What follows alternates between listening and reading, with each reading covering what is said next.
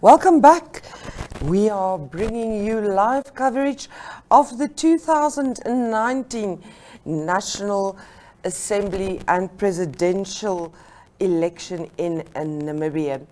Not only are we talking and looking at some stats, we're also getting live feeds from our massive team all over the country, and we'll bring you up to date with Skype interviews and news snippets.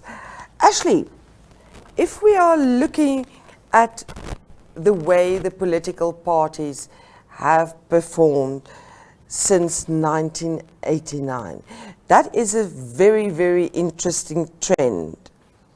It is a very interesting trend because we've moved from quite a strong opposition in 1989, where SWAPO only garnered 57% of the vote, and obviously the opposition 42.7 or so. We've moved to a position where SWAPO is now in 2015. Yes.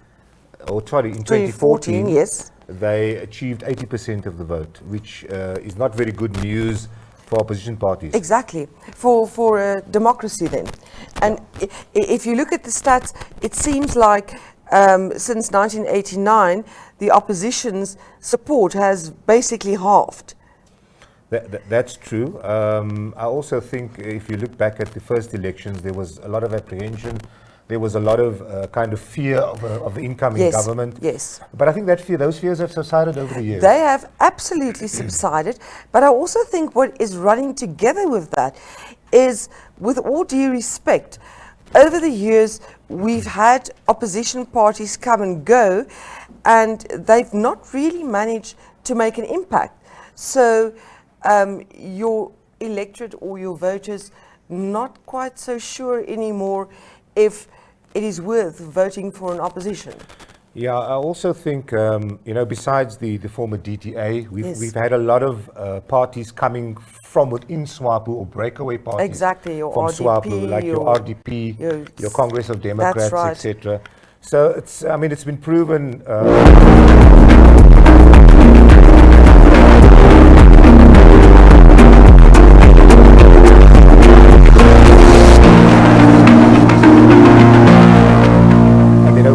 Kind of fizzled out. And absolutely fizzling out.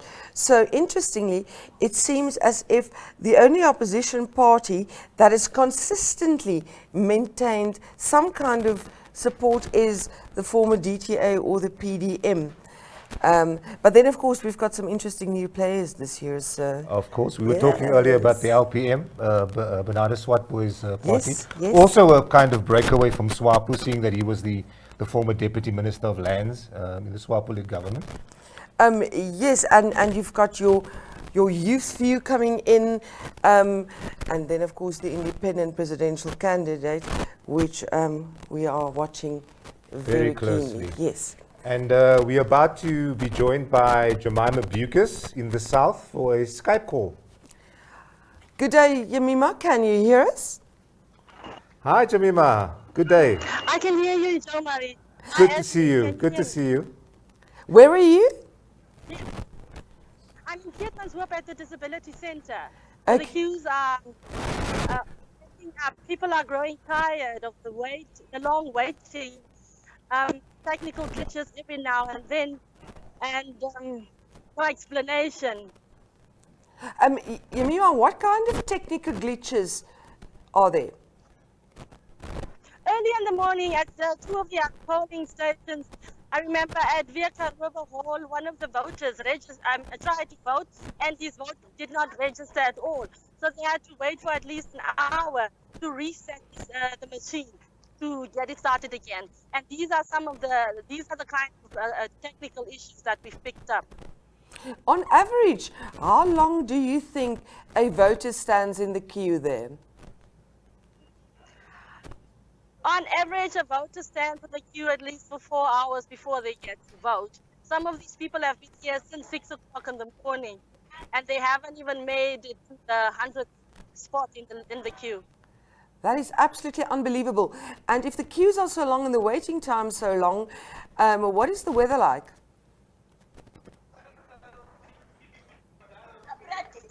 Yeah, Is it hot it's very there? hot here. The wind has started blowing. So some people have decided to pack up and go back. Some have promised to come back, so we'll see. The queues are really becoming shorter. Some people are falling out because they just really not trust the system anymore because of these glitches. Some people say they don't believe that they won't even be registered at the end of the day. Ashley, anything from you? Yeah, we know that both the Hartap and Karas regions, they have basically the least amount of registered voters. But the scenes we're seeing on your side is that people are actually coming out to vote. People are actually coming out to vote, and we know that roughly over 8,000 millennials have registered, but we don't see many of them here. Where I am right now, I've only seen 19-year-olds standing in their cars ready to vote. So I would think that is a bit of a disappointment, I think. So you're saying initially there's a bit of apathy amongst the youth? Amongst the youth, certainly. I think the elderly, as we have seen in the past, they've really come out in their numbers. Most of the polling stations were dominated by the elderly, who were sitting already by 6 o'clock, whereas the young people come and go. Some of them are not even willing to stand more than 30 minutes, and then they say no, they've had. Yemima, that's quite a different view from the trend that we've been getting from the other regions, where there's huge numbers of young people queuing. Why do you think the South is different? Well, I spoke to at least one person that didn't come to vote yesterday, a young person, and she said she has no faith absolutely in the government. She told me in very certain terms that she was studying earlier this year and she had to drop out because the government is just not bringing its part for young people. So she's not going to waste the time and stand in the sun. And that is basically the sentiment that is shared amongst the young people here. Yemima, in terms of the queue behind you, can you give us an indication of gender, in terms of very old people, more middle-aged people? What is the mix like? As I've said earlier, the older people aged from 60 upwards, they are really dominating the voter turnout. In terms of gender, I've seen equal representation. I know that more women registered than men, but I've seen roughly 40 to 60 between men and women, with women a little bit more. But I've also seen some men working this morning. And I also know that some of the retail shops are still open this morning. So I think maybe later in the day we would have a much more accurate picture of what the turnout really is like. Sorry, Majamari. Jemima, thank you for that very insightful contribution from the South. We are now going to go to an interview with Yolanda Nell. Good morning, I'm Yolanda Nell. I'm reporting from the Omaheke region. I'm here at the Ipako Community Hall, and with me? I am Silpa Kambirongo from Omaheke. I'm Minus, that's it for Minus. I'm here to voting. Why is it important for you to vote this year? I am supposed to wait to voting because I want the Namibia to be changed for everything. I must be free. We must get food and money and what. Everything, house also. I don't have house to stay. I'm having kids. That's why I'm voting to the government to be changed to get anything from the government, our government. Thank you for that interview, Yolanda. We just want to maybe discuss a bit more, Jo Marie, around, we were talking earlier about Namibia basically being a one-party state. With a ruling, we're supposed to call it the governing party. Oh, yes. Yeah, but with a ruling party. So I think that's also been a key factor, or a key kind of message in the campaign of the opposition, kind of to try and break Swapo's two-thirds majority. Yes, but it's very interesting if you look at what Yemima said in terms of speaking to one of the young people. She doesn't believe in the government anymore. She doesn't want to vote, and yet she doesn't hold the belief that if she votes and casts a vote for the opposition, that it will make any difference. So it's like this reinforced image of a one-party state. Yeah, that's true. Dani's back with us now for some more clips from the regions. Always nice to be back, and we're starting off with something from Otis Fink from the coast, and it's a first-time voter, so let's hear what she has to say. Gesels met Rebecca Beson hier by die Tamariskia Stadsaal, gemeenskapsaal. Hoe gaan dit vanmôre, Rebecca? Dis alright, kan nie kla nie. Eerste keer wat jy gaan stem? Ja. Heel eerste keer wat jy jou kruisie gaan maak? Yes. Hoe voel dit? Ek voel regtig baie, ek is baie excited. Ek soek verandering, so ek hoop dis met my vote en ook 'n verandering kan maak. Ja, sê vir my, as daar 'n boodskap is wat jy aan ander jeugdiges sou wil deurgee, wat sou dit wees? Om te vote en om seker te maak dat jy ook 'n sê het in die country van ons is die future van die country. So Baie dankie, Rebecca. Dankie. Ja, sê. Okay, sê vir my, van hoe laat af het jy al hier gekom kiel? Ons is hier van voor 8 af. Is dit? Ja. En hoe dink jy is die proses? Gestadig maar. Maar dit gaan. Maar dit gaan. Hoe dink jy, hoe laat gaan jy uitkom? 11 uur? Vanaand? Nee, no. Vanmiddag. Hopelijk. Okay. En dit gaan nie moeite werd wees? Dit sal. Okay, baie dankie hoor. Dankie. Ja, sorry.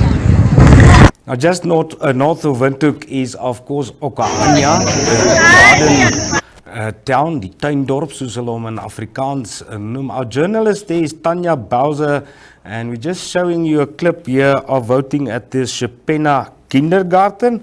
And according to what Tanya reports, everything there going well, as at some other polling stations. Also an interview then coming from the South, Denver Kisting in Mariental, and he's going to speak to the presiding officer called Esmeralda Swartboy, and she's at Mariental Police Station, polling station. Good morning, Ms. Swartboy. Good morning, Denver. You are the presiding officer here at the polling station at the Mariental Police Station. Yes, I am. Can you tell us how the process has been going thus far? Everything is going well. The people have been turning up. The queue was very long this morning, but now I see that it is easing up. Very well. And how would you describe the turnout thus far? You said the queues were quite long earlier. Yeah. I can see there are quite a few people still in queues, Yes. and the sun is quite scorching here at Mariental. So do you have an indication about the number of people who've been here thus far, more or less? Up to now, it's more or less 200 people that have voted. So the turn-up is good. Very There are well. still a lot of people that will come, I know. Elsewhere in the country, there are reports about challenges with the EVMs. Is everything in order with the machines here? Our machines are doing well. There would be no problem.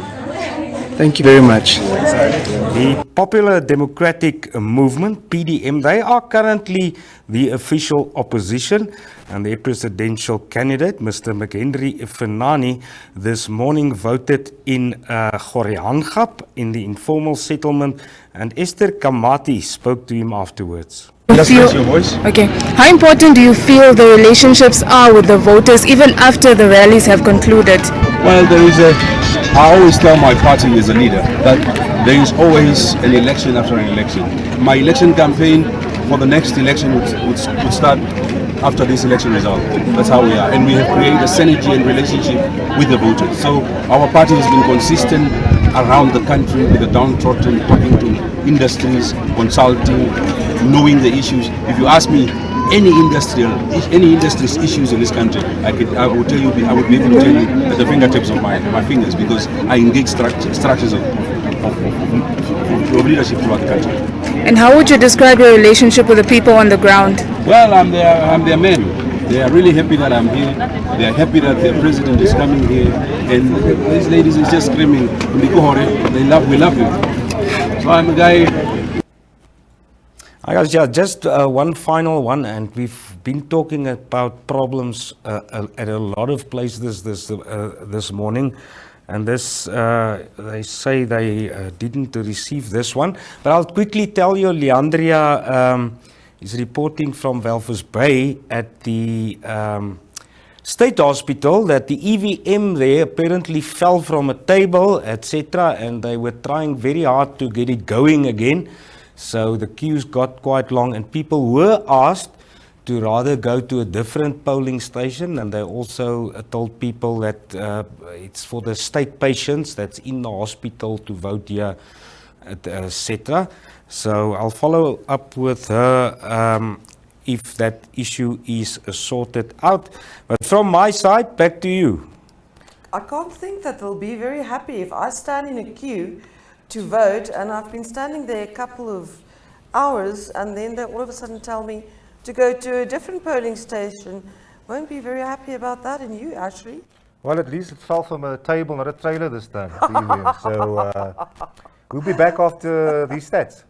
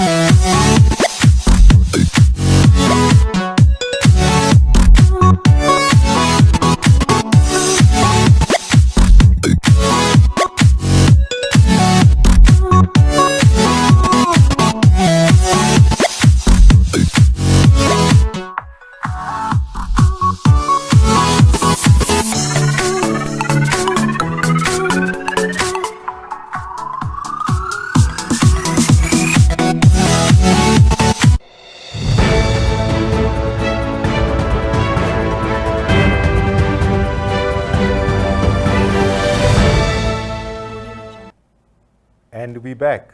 Thank you once again for joining us, viewers. Interesting when we saw the clip just now of the PDM leader, McHenry Venani, voting, and what a confident man he was there. Well, he's a young leader, 42 years old. He's obviously taken over the party at a very critical stage in its history. If you look, we were talking earlier about the stats from 1989, election stats until 5 years ago. I mean, the former DTA garnered probably close to 200,000 votes, and 2014, it was about 40,000 votes. So he's got a lot of work to do, and we'll see if they actually grow during this election. Plenty of work indeed. If one breaks the stats down, Ashley, if you look at the 1989 vote, more than 1 out of every 4 people who voted in that election voted for the then DTA. Now, in 1994, that dropped to about 1 out of 5 people, and 5 years after that, it was 1 out of 10 people. So the support for the party dropped gradually. In 2009, they secured 3% of the vote, and that picked up to about 4.8% in 2014, which means once again around about 1 out of 20 people. Of course, with the big drop there, one must also remember that during that time you saw big opposition players coming up, like the Congress of Democrats or the COD, and then the RDP. Yes. And also you had quite a bit of internal politics going on, which then eventually led to the DTA being reformed as the PDM. Yeah, well, there's been obviously a lot of upheaval in opposition politics. Like you said, there's been parties coming up and then kind of, like we said earlier, fizzling away. The one constant has been the DTA/PDM. And so it will be interesting this year to see exactly how they do and whether they actually get more seats this year or whether they become stagnant. But they've got some competition, as we've said earlier. People that have come up with interesting policies, especially around the land issue, etc. So it will be interesting to see what kind of effect that has on their support. Yeah, look, I think you're obviously referring to the Landless People's Movement, Mr. Swartboy's party. Obviously a bit more radical in the approaches. The ancestral land issue has been a big kind of draw card for them. Probably also good news for the LPM would be the fact that there seems to be a reasonably good turnout in the south, where they expected to get some support. So yeah, we'll have to see how that plays out when the results start trickling in tomorrow. Hopefully results will start trickling in tomorrow. When we spoke earlier to Catherine Sussman at the ECN in Windhoek, she also mentioned the trickling, and that has been a problem traditionally. Yeah. We have a Skype interview for you, a live Skype interview. We're talking to Clemens van Alten. Good day, Clemens. How are you, Clemens?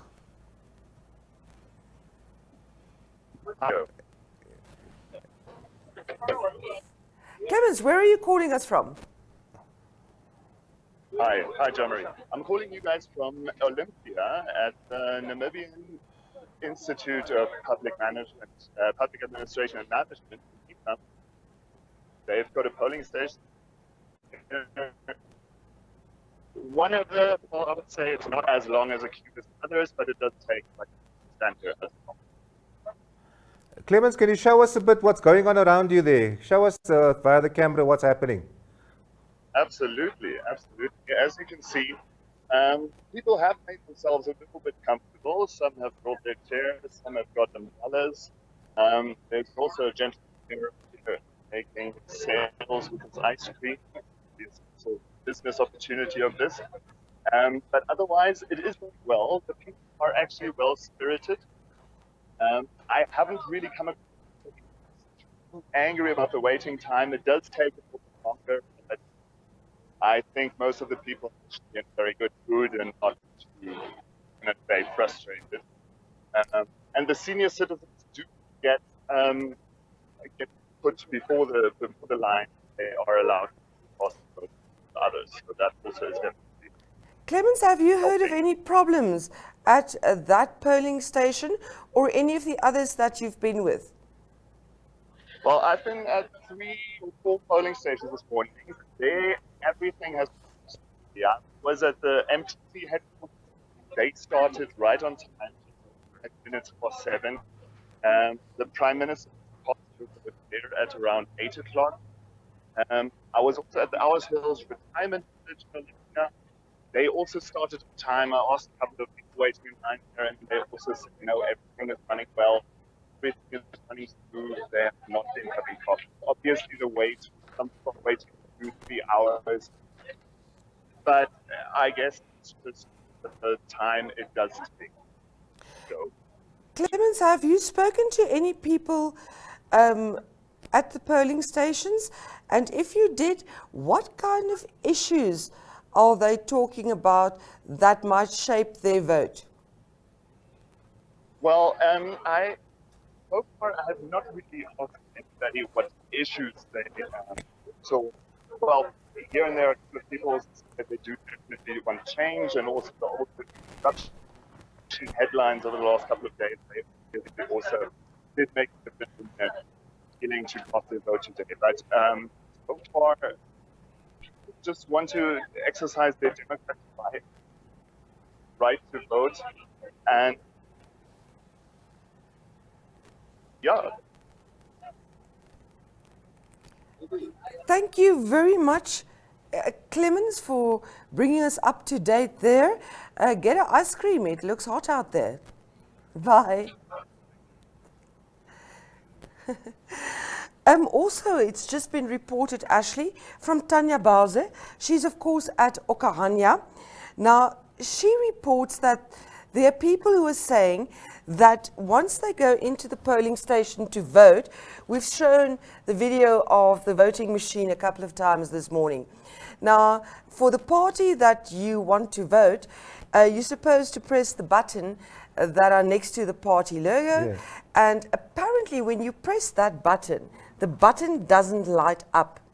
That's quite serious. That is very serious. So what they're now doing, they have to call some of the officials to come and help with those buttons to get them to light up so that the vote can be cast. But this now, of course, brings a very interesting ethical argument, because your vote is supposed to be your secret. And also, what is the value or what is the impact of an official standing there helping you to vote in terms of intimidation? Well, as we were discussing earlier outside, I think intimidation inside the voting station should not be allowed in any form. Of course.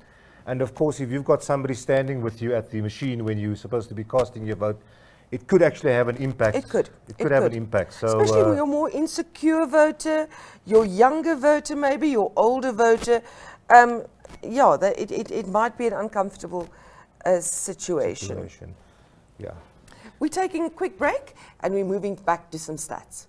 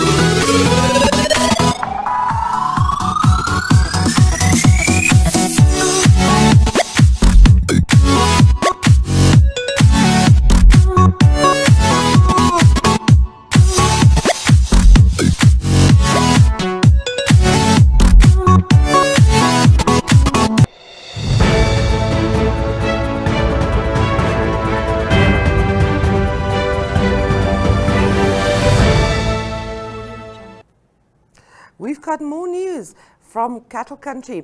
We're talking to Yolanda now. She's in Gubabis and she sent us this interview.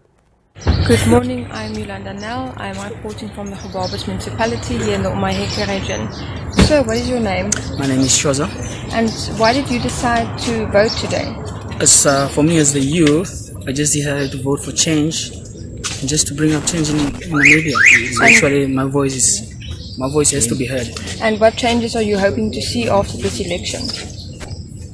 Better jobs provided for the youth, better house allowance for the youth as well. Better plots have to be sold to the youth as well, because the youth, actually everything doesn't go to the youth. So just want change. And is this the first time you are voting? This is my first time voting, yes. Are you excited? I'm excited, yes. Okay, thank you so much. Yeah. I'm Yolanda Nel, reporting from the Omaheke region. Goodbye.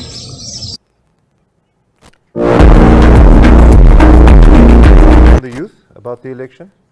Very much so. In stark contrast to what we've heard just now from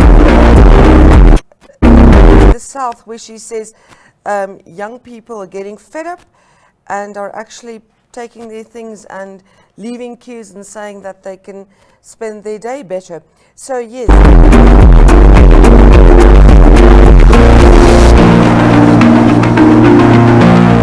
Staying at home and not voting is obviously not the answer.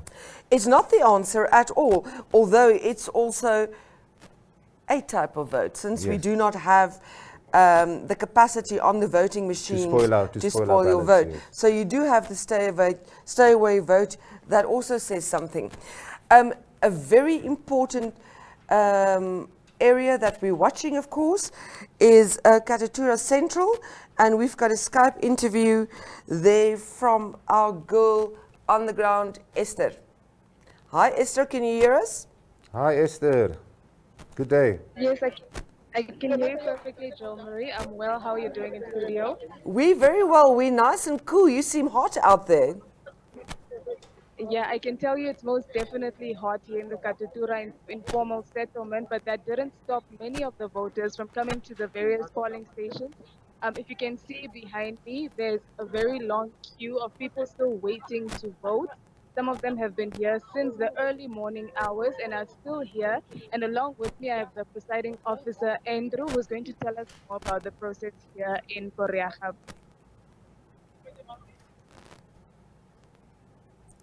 So hi, Andrew, how are you? I am well. So we're chatting with Andrew just now about the use of the EVMs, and he says that it's going quite steadily. Do you care to tell us more about that? Yeah, it is going steadily. It's just that I'm in the middle of the center. I have quite a huge number of people here. Like I said, I have to make provisions for stable, pregnant. So life's a bit slow because I'm trying to cater for both early and afterwards. And I'm in the center. Yeah. Esther, can you? Till 9 o'clock. Make sure everybody comes. Esther, just for interest's sake, can you ask the officer more or less how many people are moving through the polling station and how many EVMs do they have? All right, I was chatting to him about that just now, and he informed me that there's only one for the presidential elections and one for National Assembly. But please tell us more about how many people approximately have voted so far and approximately how many are still yet to vote. Plus, minus, we are reaching close to 200. You can see there about, I can estimate 300 more in the queue. Okay, now we have a very interesting situation in the coast. One of the EVMs actually fell from the table, so now it cannot be used. So what happens to the votes that were captured by that EVM? Can they still be recorded? And I cannot really comment on that. I have not understood that situation. And my EVMs are on the table, not being disturbed. They're in the center. So I hope I don't come across it, but I cannot really comment on that. So is there another EVM? Has that EVM been replaced? He cannot comment on that, Jo Marie, because the the situation happened in the coast. So the EVMs here in Koreaga are well intact, as stated by Andrew. Esther, it's Ashley here. Can you show me the queue once more, and can you tell me a bit about the how many young people are in the queue? Come again, Ashley? Can you show me the queue again, because it seems to be quite a long queue, and can you once again tell me how many young people are in the queue, or what percentage more or less of young people are in the queue? Okay, in Koreaga specifically, there isn't really a large margin of young people. Most of them are middle-aged. I'd say perhaps 30% are young people. I'll just show you.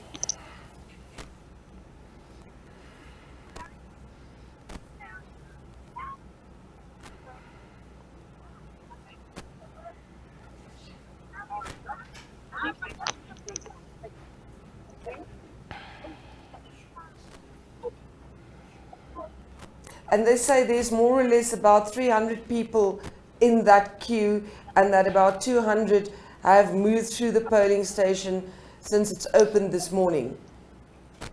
Exactly. And they only have one EVM and the other one's broken. No, both EVMs are working. Oh, both are working now. EVM, yes, there's one EVM for the National Assembly and one for the presidential. Thank you, Esther. I'm sure we'll join you later. Thanks, Esther. All right, chat to you later. It gives you an indication of just how slow the process really is. Ashley, I mean, we are close to 12 o'clock now. And one EVM for presidential and one EVM for nearly the 5 hours of voting, one EVM, and there's only been about 200 people past the machine. It's going to be a long day. But we've got Dani standing by to bring us some more news from the regions. Hi guys, just on the bright side to report back on a Walvis-based state hospital. Leandra has just informed me that that EV problem was sorted out shortly after 11 o'clock already. But the voters were unhappy because even though the polling station was only meant for patients in the hospital and staff, the public felt it wasn't clearly indicated, so they thought they could actually vote there. To start off with, we've seen McHenry Venani going to vote earlier in Goriangap, and this is how the lines looked in Goriangap as well this morning. It's a shot by Tunole Mongoba earlier, so you can see also there many people in the lines, and it seems that is now a picture developing in many places in Namibia. So that, as you see there, many people, the umbrellas are out, guys. No? It's important. Protect yourself against the sun. And then we're quickly going to move all the way to Henties Bay, and in this interview, Adolf Kaure is speaking to a presiding officer at the polling station. I'm here with the presiding officer at the Kamwandi Primary School polling station in Henties Bay, Trifina Kulimbulula. Trifina, tell me, have you experienced any challenges at this polling station since the doors have opened? Good morning, sir. Thank you for the privilege given. So far, I haven't yet experienced any problem since the opening of our polling. The people are able to cooperate. They are able to follow the procedures that we are giving them. So I haven't yet came across with any problem at my polling. All right, thank you very much. You're welcome. Also throwing in a still image for you now, if you can just zoom in there. This photo was sent by Yemima Bekes, and that is at the Umaya estate just south of Windhoek on your way to Rehoboth. And we see there again the umbrellas and the hats. And after that, we're going to go now to a short interview with the LPM's presidential candidate after he voted. Justicia Shipena spoke to him. He's, of course, the candidate for the Landless People's Movement. So I'm here with the president of Landless People's Movement, Bernardo Swartboy. And sir, how do you feel voting for the first time as a president for your own party? It's a wonderful feeling. It is a privilege. one can only say thank you to those Namibians that supported the movement to become a movement political party registered with the EC. It's fantastic to be able to come and vote, to come and express one's sentiment, and to do so under conditions of peace and under conditions of open elections. Of course, we are calling upon observers, the SADC observer mission and all other observer missions, not to declare these elections free and fair, because they were neither free nor fair. We were curtailed from accessing NBC radio and television stations. That was Bernardus Swartboy, presidential candidate for the LPM. Now, the next one, before we show it, I have to introduce it properly. We've heard Afrikaans in our broadcasts already, and this one is actually in Oshivambu. So just to give you the background, this is by journalist Eleni Nanjatu. These are two security guards in Oshikangu, and there were about 200 people in front of them in the line. And there's a big problem apparently there also, because the virtual verifications are not working. They actually have to go back to that old book and check your registered number. And it seems these two gentlemen was very negative about that and decided rather to turn away from that specific line.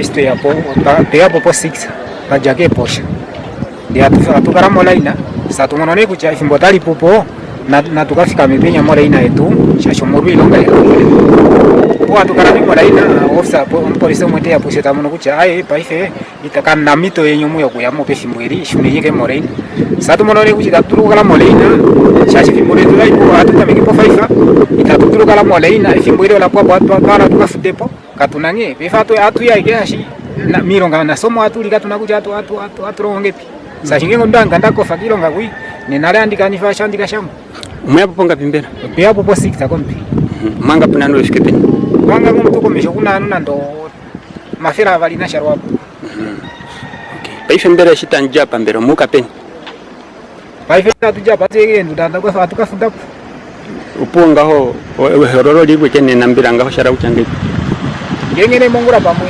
otasitikile atuyali mongura tali kuja atuni atuange pa atu asika ntahorole kenena maifene se atuni mwanegepi shipune tushuneko pamwe tukafere tuholole tuye motiva tukafude. Now, it's truly amazing and an honor to be able to share with you all these different images from the entire length and breadth almost of Namibia while we are voting in a general election. Next up, we can just show you there. This is action at the Lisenheim polling station in the north of Windhoek. And Francois Steinberg reports things there also going quite slowly, and obviously the elderly over 60 years getting the first chance in the line to bring out their votes. And yes, then finally, guys, and I hope you will enjoy the next one, a still image. If we can just zoom in it, in on it there. So it's not people, only people queuing up. This photo was taken by Clemens von Alten of the Allgemeine Zeitung at the MTC polling station in Olympia here in Windhoek, and the dog is called Tala. Thank you, Clemens. I really enjoyed that one as well, and I'm looking forward to bring you and our viewers some more clips. Talking about the canine vote, eh?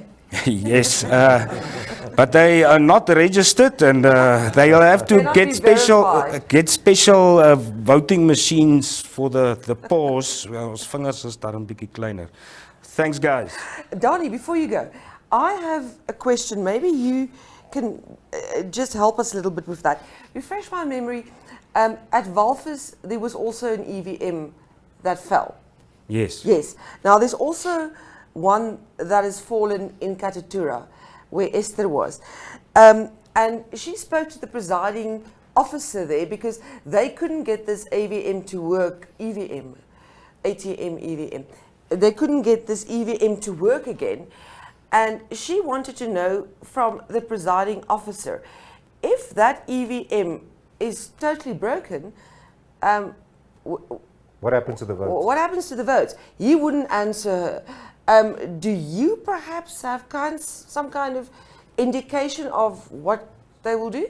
I know in Walvis Bay there were also concerns that this machine, if it fails or is it's not getting power, obviously it must save the votes that's already on there. And there were some concerns, I think, with voters, whether that is the case. But I think this is definitely a question for our colleagues at ECN HQ, which they must urgently follow up with the Electoral Commission.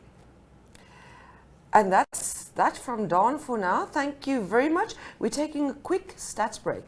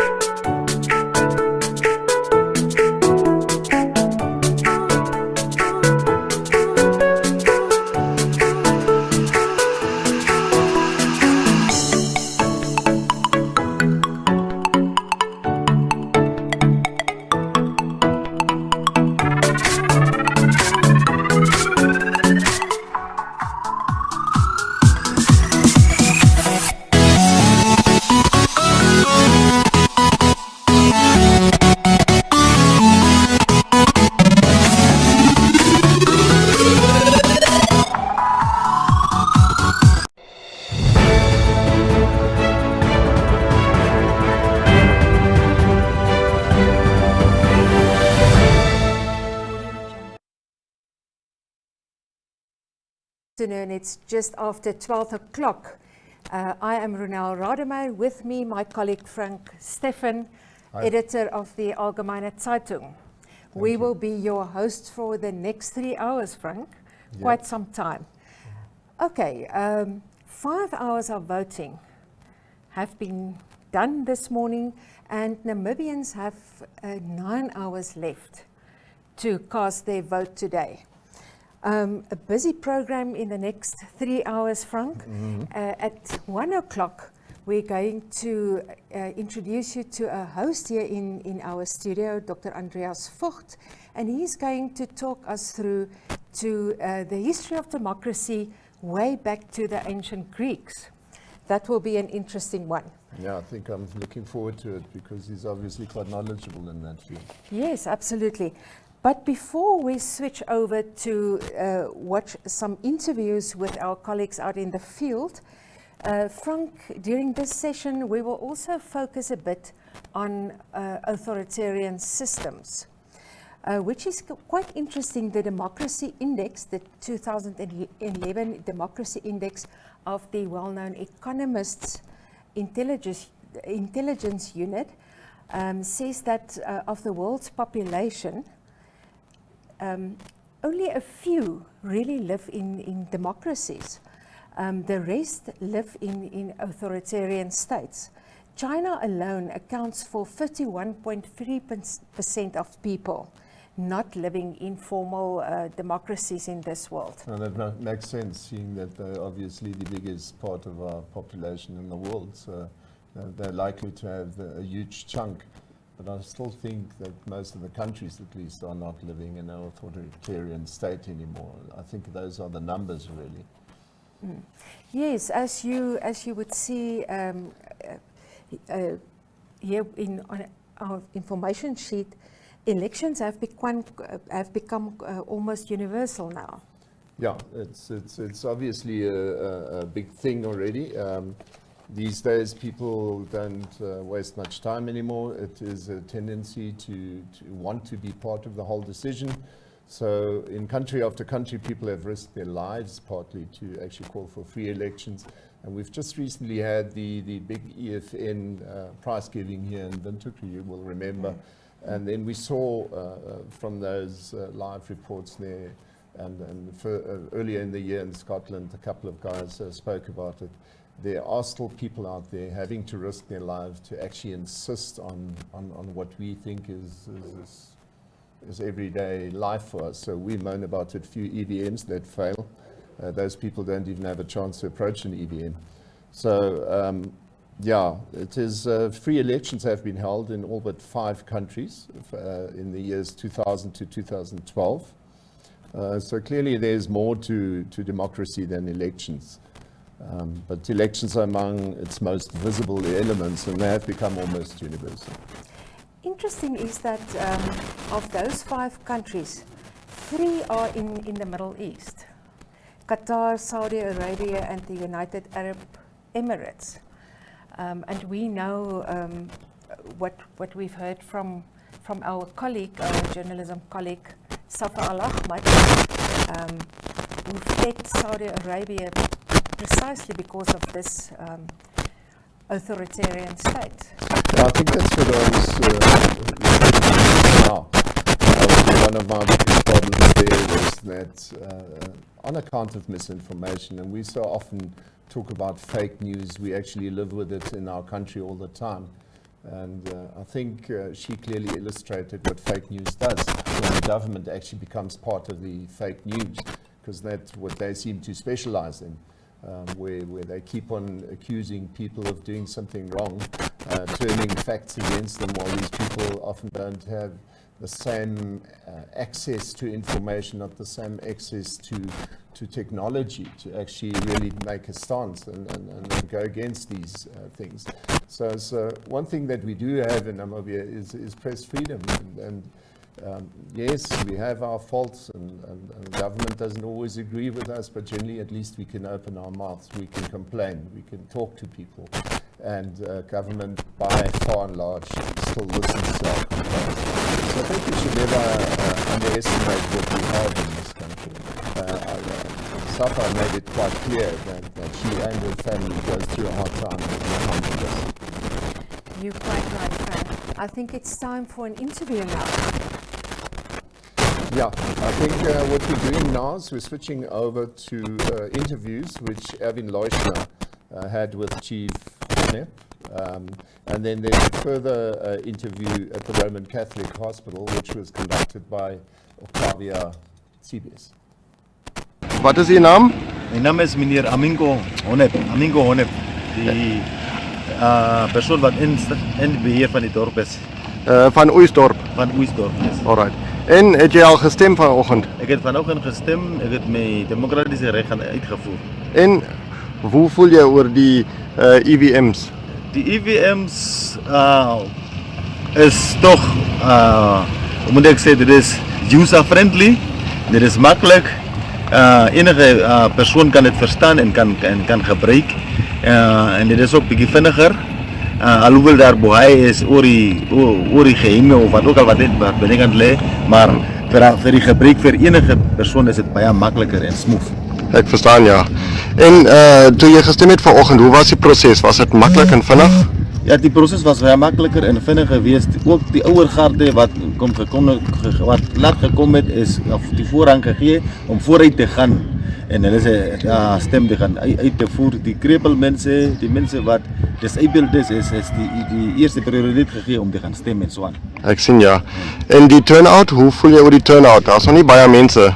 Die turnout is omdat het een public holiday is en omdat die mensen nou kennen. Dus Oeis is die turnout nou in die ochtend was het is beter, maar misschien zal die mensen nog komen. Maar wat die meest belangrijker is die streeksverkiezing is meer belangrijker voor onze mensen als die national elections. Hier zo in Oeis. In Oeis in die omgeving. Maar ik geloof stellig, al die mensen wat geregistreerd hebben, wat kan stemmen, kan komen stemmen. Misschien zal er een paar mensen wees wat voor een of andere reden misschien niet kan komen stemmen niet, maar hierdie verkiezing is een baie interessante verkiezing.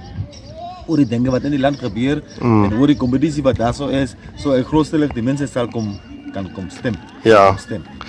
Gaan jij die verkiezing hier voor de hele dag monitor of gaan jij in die region rondrijden en kijken hoe hulle stem? Nee, ongelukkig is ik met de andere werksbedrijvighede is ik nou op pad om machine toe voor die regional council voor wie ik werk.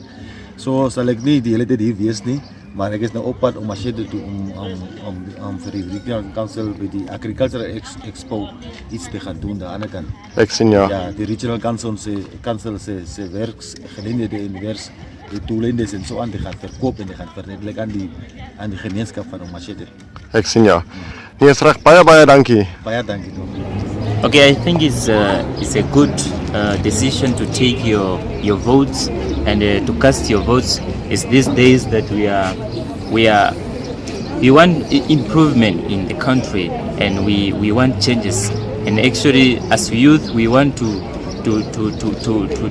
see changes like the building of structures that create jobs and also the infrastructures that can increase the unemployment. I mean, the decrease unemployment rate in Namibia. So we want changes. As we can see, the queue is so long, but we have to be patient. We have to wait until our last queue. I mean, our last person. Yes, we have to wait until we vote. And actually, it's sunny. As you can see, it's sunny, but we have to be patient. We have to vote, and we have to vote our leader who can easily who can bring changes, especially youth. I want to make this decision, especially youth, because youth we are struggling. We want like those who are graduating. They are just sitting in the houses, but they don't have work. They don't have jobs. But actually, we want changes in Namibia. We want those who are sitting in the house to get jobs, and who are in street to get something that can increase their living standard. Yes, thank you very much. Okay, and that was two interviews, one from Erwin Leuschner in Uys, and Octavia Tsibes interviewed someone at the Roman Catholic Hospital in Windhoek. And we are now going to switch over for some drone footage with Johanaan Kutsie, our reporter who is behind the wheels, I'd say, of our drone. Okay, actually it seems it is, after all, Denver that we would actually like to talk to first. Sorry for interfering there, I just got a quick nod. So we're waiting for a live call from Denver Kisting, who's down in the south.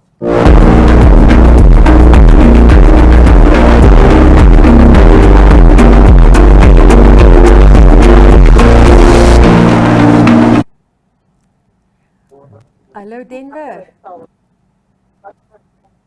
A very good afternoon, Renelle. A very good afternoon to you, Frank, and also good afternoon to all our viewers on our Facebook Live platform. How are things going in the Hardap region at this stage, Denver? Renelle, a few years ago, I reported on a criminal matter in the Windhoek High Court, and a lady was testifying in mitigation of sentence, said that her high blood pressure is very high. Now, what is the relevance of that to the 2019 presidential and national assembly elections, and what's the relevance of that to the coverage of these elections? What I can say is that the Denver weather in Mariental is very, very hot. Denver, can you just tip your phone a little bit so that we can actually see your face? That You're we can actually looking at your throat at the moment. Oh, well, even better. Now we've got a view of the queue. Okay. Where exactly are you at the moment, Denver? I'm at the Amablachte Community Hall in Mariental, Renelle. And as I said to you earlier, the sun was incredibly hot at 6 o'clock this morning already. But voters, especially elderly voters, started queuing up then already. But I've been thinking a lot about what our president has been saying the last while, namely that peace in Namibia is boring. What I understand that to mean is that these processes seem to be running very, very smoothly, particularly in the south. I've visited a number of polling stations. I've spoken to a number of polling officials. I've also spoken to a number of voters. And although the sun is harsh, our people are still here, and it's going very, very smoothly. The lines don't seem to be that long. Are things going quite smoothly there in terms of no problems with EVMs and problems that we've seen in other regions? Yes, sir. Now, I've been following the reports about the challenges that are being experienced with the electronic voting machines, but no such incidents have been reported at polling stations in Mariental. And the presiding officers have also been very forthcoming with information here, and the cooperation is really good. So I'm happy to report that things are really going smoothly. What is your impression, Denver? As you can see, yes, Renelle? Your impression so far. Have people come early to be able to go home, or are they waiting for later in the day to come and cast their votes? It's difficult to gauge because the numbers have been consistent and the lines have been dealt with very smoothly. My impression was earlier this morning in the vicinity of 6 o'clock that particularly the elderly arrived very early. You can count on because they probably wake up earlier because they go to bed earlier to be at polling stations earlier. But there were also youthful members earlier this morning, and as you can see in the current queue here at the Amablachte Community Hall, young and old are well represented in this line. Just a quick question there, Denver. We just listened to a couple of clips from the Roman Catholic Hospital and so on, and there was that sort of demand from the youth to get involved and to actually cast their vote. Is that a similar sort of feeling down there, or is this more relaxed? I would say in general terms a bit more relaxed, but I had an interesting conversation with a 20-year-old grade 9 pupil in the vicinity of the police station where there's a polling station. He said although his parents woke up early to go vote, he had not registered to vote. He says he only believes in one man, and the man he's going to vote for is God. Therefore, as a 20-year-old grade 9 pupil, member of the youth, he will not be voting in these elections. Whether that's the overall sentiment, it's difficult to tell. Last night I spoke to a cashier at the local fuel station, and she said that although she's going to work throughout the night, she's going to go straight to the polls after she's done with her shift to make sure that she casts her vote. So I would say the impressions are mixed and very interesting. I shared an interview earlier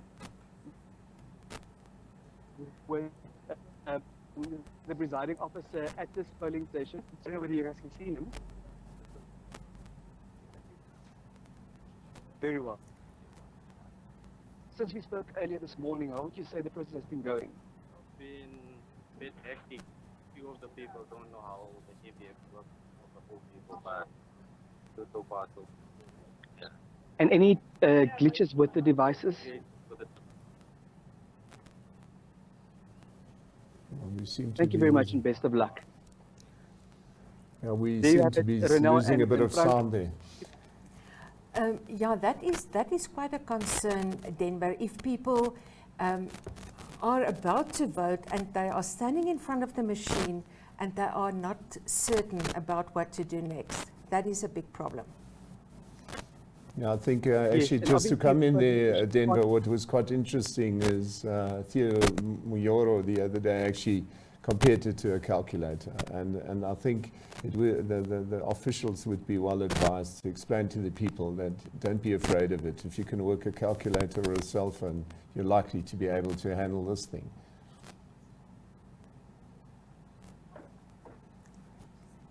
Denver, are you still there? Okay, it seems... I can hear you only slightly, Renel. Can you still hear me, Ken? Well, it seems to me we've lost the sound, but it's very interesting. It seems to be that people down the south are less militaristic in their views and aggressive, as opposed to a couple of young people that we've heard in the central and northern regions. And I still think at the end of the day, turnout is very important. This is an opportunity for us. I remember when Namibia became independent, it was just a normal thing to stand there for 2-3 hours. And I remember specifically I stood for almost 5 hours. So I'm not saying that that's the right thing, but I think we should sort of do that. Pack your patience and tolerate the sun and do what needs to be done. Once in 5 years, yeah. No, I totally agree. We actually also wanted to speak to you a bit about our papers today, and specifically I wanted to speak about the Allgemeine Zeitung, of which I'm the editor. I don't have it right in front of me, but I know what I would like to speak of. So on page 1 in the Allgemeine Zeitung today, there was that right-hand column which spoke a bit about the military alertness which they've raised last night. And I just feel we need to just be a bit more reasonable here. If anybody goes and just utters any words like, we will make this country, we'll put it in a state where it can't be governed, we'll rise up against the government, whatever, you know, it's not something that we would like to do. None of us. And I think it's most important that people start realizing that when there is an election in place and somebody says, but if it doesn't work out according to my views, then I will turn this into chaos. I think it's totally wrong. And so when the army then says, look, we will be alert, yes, and we will gear up our equipment, and please be aware of the fact that we'll be ready to act if you turn this into a chaotic state, then I think that's not more than reasonable.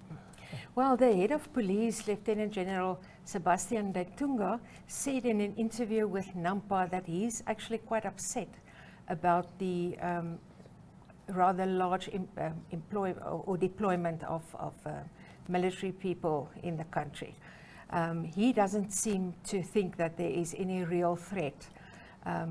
You know, people are on social media uttering certain threats, but he don't seem to take that very serious. No, but at the end, on the other side, why I'm sort of siding with the army in this regard is that at the end of the day, we didn't suddenly have a hell of a military parades through the streets or guys intimidating people out there. At the end of the day, all they said is, people, just be aware, we're ready if you think you've got the wrong thoughts in your mind. So as far as I'm concerned, it's not really a threat they made. They just said, like, you know, guys, just be aware. If you think you are going to cause trouble, we're ready for you, which I find fair. And they didn't do any more. I know yesterday on social media, there were these videos floating around and all sorts of things. But at the end of the day, I didn't see a single military vehicle in the street, neither last night nor this morning. So. Okay, it's time for an interview, Skype interview, and this time it is with Yogi. And he is bringing us some drone footage from the Katutura area. Yogi, can you hear me? Yeah, I'm straight. Hello? Are you beautiful and ready, Yogi? I don't know. How are you guys doing in studio? No, we're just waiting for you to show us some footage from above. I don't know. Hi, Yogi. Hi, Yogi. Yes, we're here in Windhoek.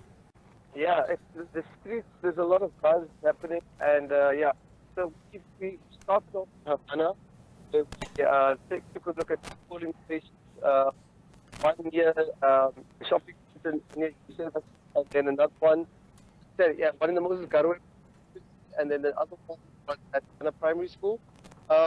It turned out the line not that long, but there's a big stream of people come in and out. And yeah, as you can see, we are getting some footage. I've been complaining about the sun and the long waiting periods. Yeah, from the sky, you can see a lot of people at the polling station, so it's quite interesting. Okay, Yogi, we need you to just be on standby for a moment there. Just keep your thoughts and keep the drone where it is, because we've got a bit of breaking news coming in here from the side. Donnie's just alerted us to it. Oh yeah, so not actually breaking news. I can see the red ticket from. But yes, guys, I've got some more clips to share. Always nice from earlier this morning. Clemens von Alten at I think MTC as well. The Prime Minister, Madam Sarah Kukongalwa Amadila, brought out her vote there, and she afterwards spoke to journalists. Madam Prime Minister. Good morning. Yana Smith, Cosmos 94.1. Just one question. It's been a tough 3 or 4 years. Your assessment for the administration in the next 5 coming years? Oh, the administration of the new government? Yes. Well, I am optimistic, first and foremost, that we would have a better performance in terms of governance and in terms of economic development, because we have done well to lay the foundation in the first 29 years or 30 years that we have been governing ourselves. So I believe that if we can all pull together as Namibians across our political differences, across our cultural differences, I think Namibia has a great potential to excel. Thank you so much, madam. Thank you. And how does it feel to have casted your vote? You know what I feel that I have expressed my view, I have exercised my right, my choice, and my voice has been heard. And I call upon all Namibians to do likewise. It's still many hours to go before the end of the day. They should come out and express their democratic right. Madam, take us through the process. How was it? Smooth? It was very smooth. I think it was a significant improvement from last time. The way they are handling the process, it took practically a few minutes, and I thought we would be here longer. Thank you very much. Thank you so much. That was the Honourable Prime Minister after she voted earlier this morning. Now, yes, guys, as we know, business and life goes on. So a lot of people are actually working today also in the informal sector. The next clip was taken by Kenya Kambawe up in Rundu at the open market. Now, Arnold Kamana is a fashion designer, so he has to earn his living today like any other, but he is also still going to vote. It's Mr. Arnold, can you tell me why you're at open market and not at the polling station right now? The reason I'm here, I just came to work. Okay. I have to work, so after some hours I'll be later. Since that maybe this morning there's a lot of people at the polling station, so I have to come work and later I'll go there. What if you find the queue at the polling station? What will you do? I'll stand, I'll keep the queue. Okay, so basically you have to vote today? Yeah. Okay, and tell me, why do you want to vote? I need changes. What type of changes do you need? Like development, as you can see where I'm working here is my project. Yes. So I need changes, I have to vote, so maybe my votes will count, so I have to develop my project. Okay, and what are some of the challenges that you see, that you think our country is faced with, and how do you think, what do you think must be done? Yeah, basically our country is facing a lot of challenge, like what needs to be done. Maybe I think the government have to invest in the youth. Okay. Yeah. Okay. Thank you very much for your time. Thank you. Now, we showed you a photo in a previous set of clips, and this one is quite similar. We will just zoom in there. Yes, man and women's best friend are also going to the polls to accompany people, and this photo was taken by Otis Fink at the community hall in Montesa, Swakopmund, and we followed that up with another still photograph. This was taken at the Omaruru Community Library, and Erwin Leuchner also reporting that things are going well there also, and people are pitching up to bring out their votes. And the last clip, quite a short one, it's so short, I will explain it properly. It was taken by Elizabeth Joseph in Kommersdal, and she just told us this is a very generous senior citizen bearing gifts while people are waiting to vote. So one cannot also vote on an empty stomach. So of course, yes, it's important to be fresh and healthy also while you're voting. Guys, that's all from my side, and after me, Toivo will be taking over as clip editor. Thank you. Thank you very much, Dani. Enjoy your break. Yes, it's actually quite exciting to see how some people have a very sort of positive attitude, and the rest just sees the mistakes. Yes, and the entrepreneurial initiative there to make sure that people are not hungry while they are queuing. But in Katutura, I would expect that. I was long enough in Katutura to know that the people out there, they look after each other. It's just the way they're made, and they don't have trouble one helping the other out, and even giving something for free if there's a need. So I would suspect, even though we saw the much longer queues in Katutura now, you're very likely to have less trouble there than you would have at some of the shorter queues in the centre of town, where people just get upset so much faster because they feel they're entitled to a certain reaction by government and the service, which might be right, but the fact is they're much more relaxed. No, you're right. I think white people especially are much more impatient and would probably not stand in a queue for 3 or 4 or 5 hours. Well, and that's the sad thing in the process. It's once in 5 years. So once in 5 years, if you stand for longer than 2 hours, yes, it's not the best thing to do, and nobody likes it, but after all, it's still the right thing to do. Well, take your umbrella with and maybe a good book, or talk to the people in the queue. Yeah, exactly. So it seems we're going for a break now, so I think we'll switch over to a bit of stats.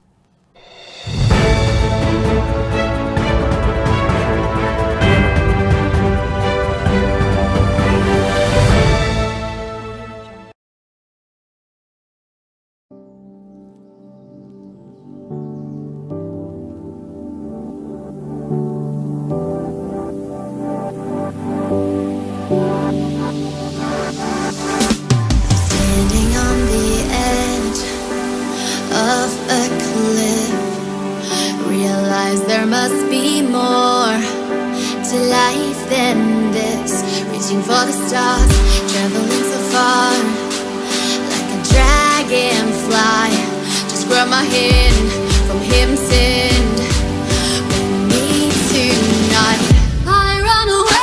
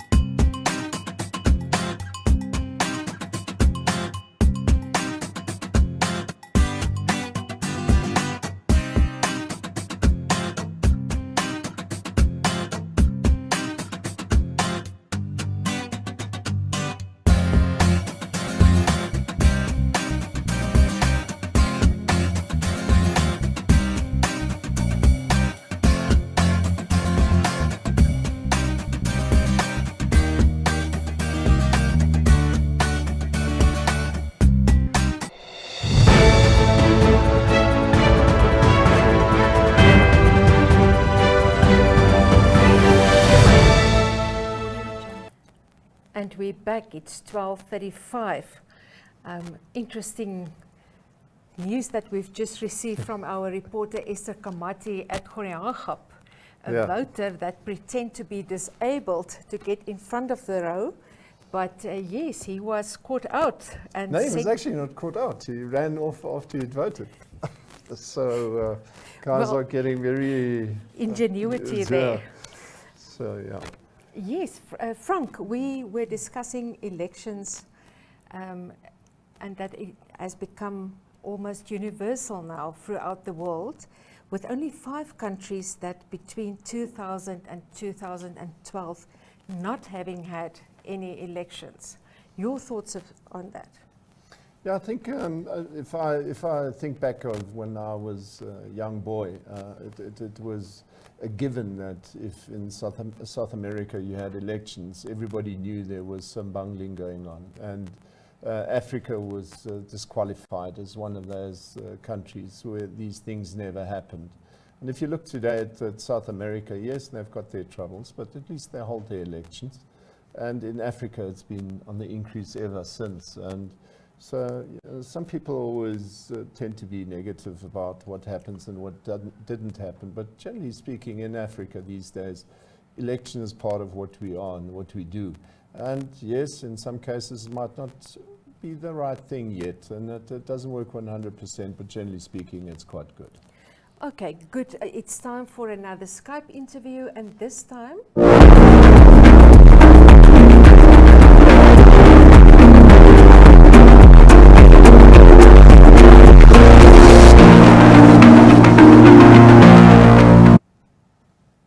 Hello, Ogeto.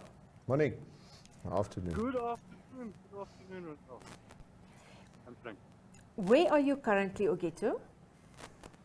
I'm in Grootfontein here at Omolunga Primary School in Blikkiesdorp, in Grootfontein. And you've been to...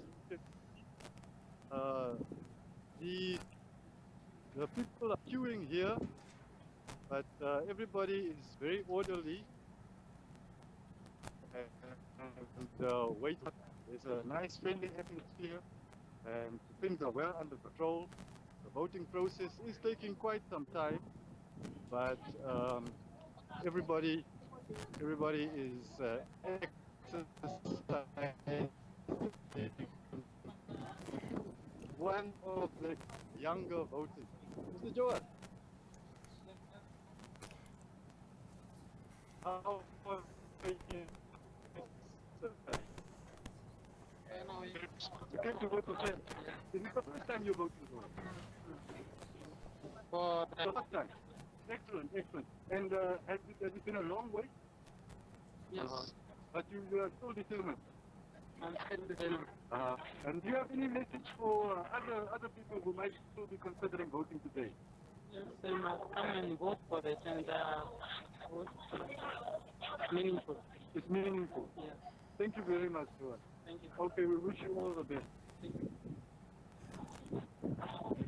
So, there you heard from one of the voters. Another question for you, Ronaldo. Okay, so on average, how long do people queue before they are in the facility and they can cast their vote?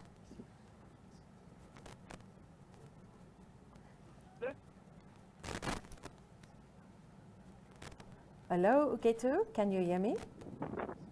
It's quite windy here.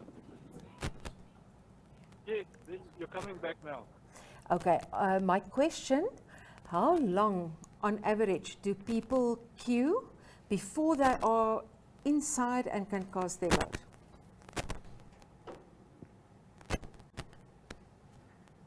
The voting station today, and I can say the average is about 4 hours. 4 hours. 4 hours, that's quite long, eh? And was that also the case in Shumep, where you were earlier today? No, I think we've got to break it up, because Yes, there's I no think point in we've continuing with lost- something that doesn't work. Okay, but anyway, you saw already, it's again going quite orderly, so generally that seems to be the trend right now. And I'm actually surprised at how patient many of these people are, because if you wait for 4 hours in a row before you finally vote, that's long enough to basically change your mind about who to vote for. But yeah, but it really depends on who you're speaking to at the time, and what the sentiments are of the group who you spend your time together with, really. Well, it seems as if people decided today is voting day, and we're going to do it, whatever it takes, you know. If it's 5 hours, then it's 5 hours. Yeah. I think that's really what it is. It's part of your conviction. Either you want to vote or you don't want to vote. And I know that, you know, we're sitting here today and many of our journalists are out there spending the day trying to inform our readers as much as possible.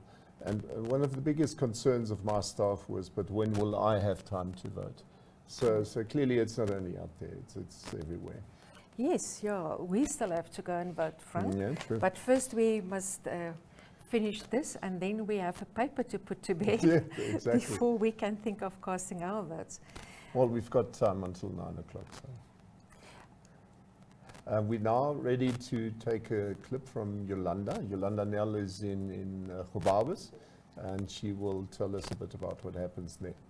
Good afternoon, I'm Yolanda Nell. I'm reporting from State Hospital here in Gobabis in the Omaheke region. Tell us, why are you voting today? Good afternoon, my name is Paulus Justina. Actually, the reason why I'm voting is just to express my right as a human, as a youth of Namibia. Because if we don't vote, obviously no one's going to make our votes be heard. So if we vote ourselves as a youth, things will improve. Have you underwent any challenges today with the voting in Gobabis? No, actually, the only challenges that we are facing is just the queue problem, because the stations that are located in Gobabis itself are very few, and as you know, Gobabis, although people say it's a small town, we have a lot of locations itself. So I think we have only 7 or 8 polling stations in Gobabis. So unfortunately, people are a lot.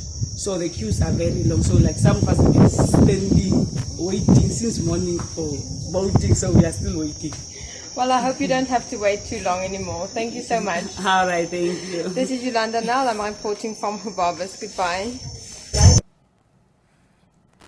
Okay, and then we've got a further clip from Jana Marie. She's due to report from Otjiwarongo, where she's also spoken to a couple of people.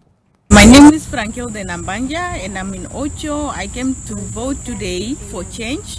I want my children, I have children, so that they prosper in life. They have a better education, and when they are elders, they find jobs. And I want also the life of everybody in Namibia to be the same, not in the same as everybody. At least their basic needs are met. They have clean water, health, sanitation, basic house. At least now they have houses to live in. Clearly a mother. Yes, and very interesting, the sentiments of people. You know, people want change, and they want a better life for themselves, but also for their children.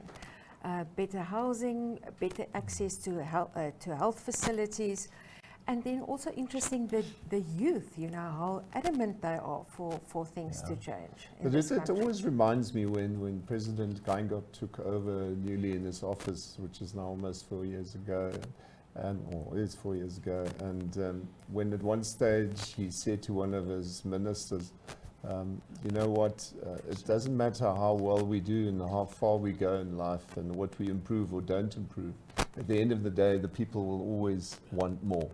The better it goes, the more they want.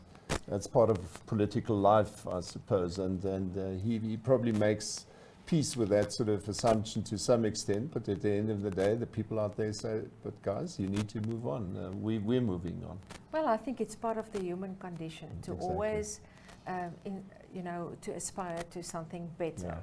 Which is fine. Yes, absolutely. Otherwise, there will be no progress. Yeah. And now we've got Toivo Njendala, who's waiting for us. It's his first time that he's now presenting the clips. Welcome, Toivo. Thank you very much. Welcome, Toivo. Yeah, thank you very much. So what have you got? Yeah, so basically what we have here is first a clip from a well-known chicken spot in Grisblok. It's called Papa G's Chicken. Just who played now of just a lady going on about her business of the day with her business. Just coming up now.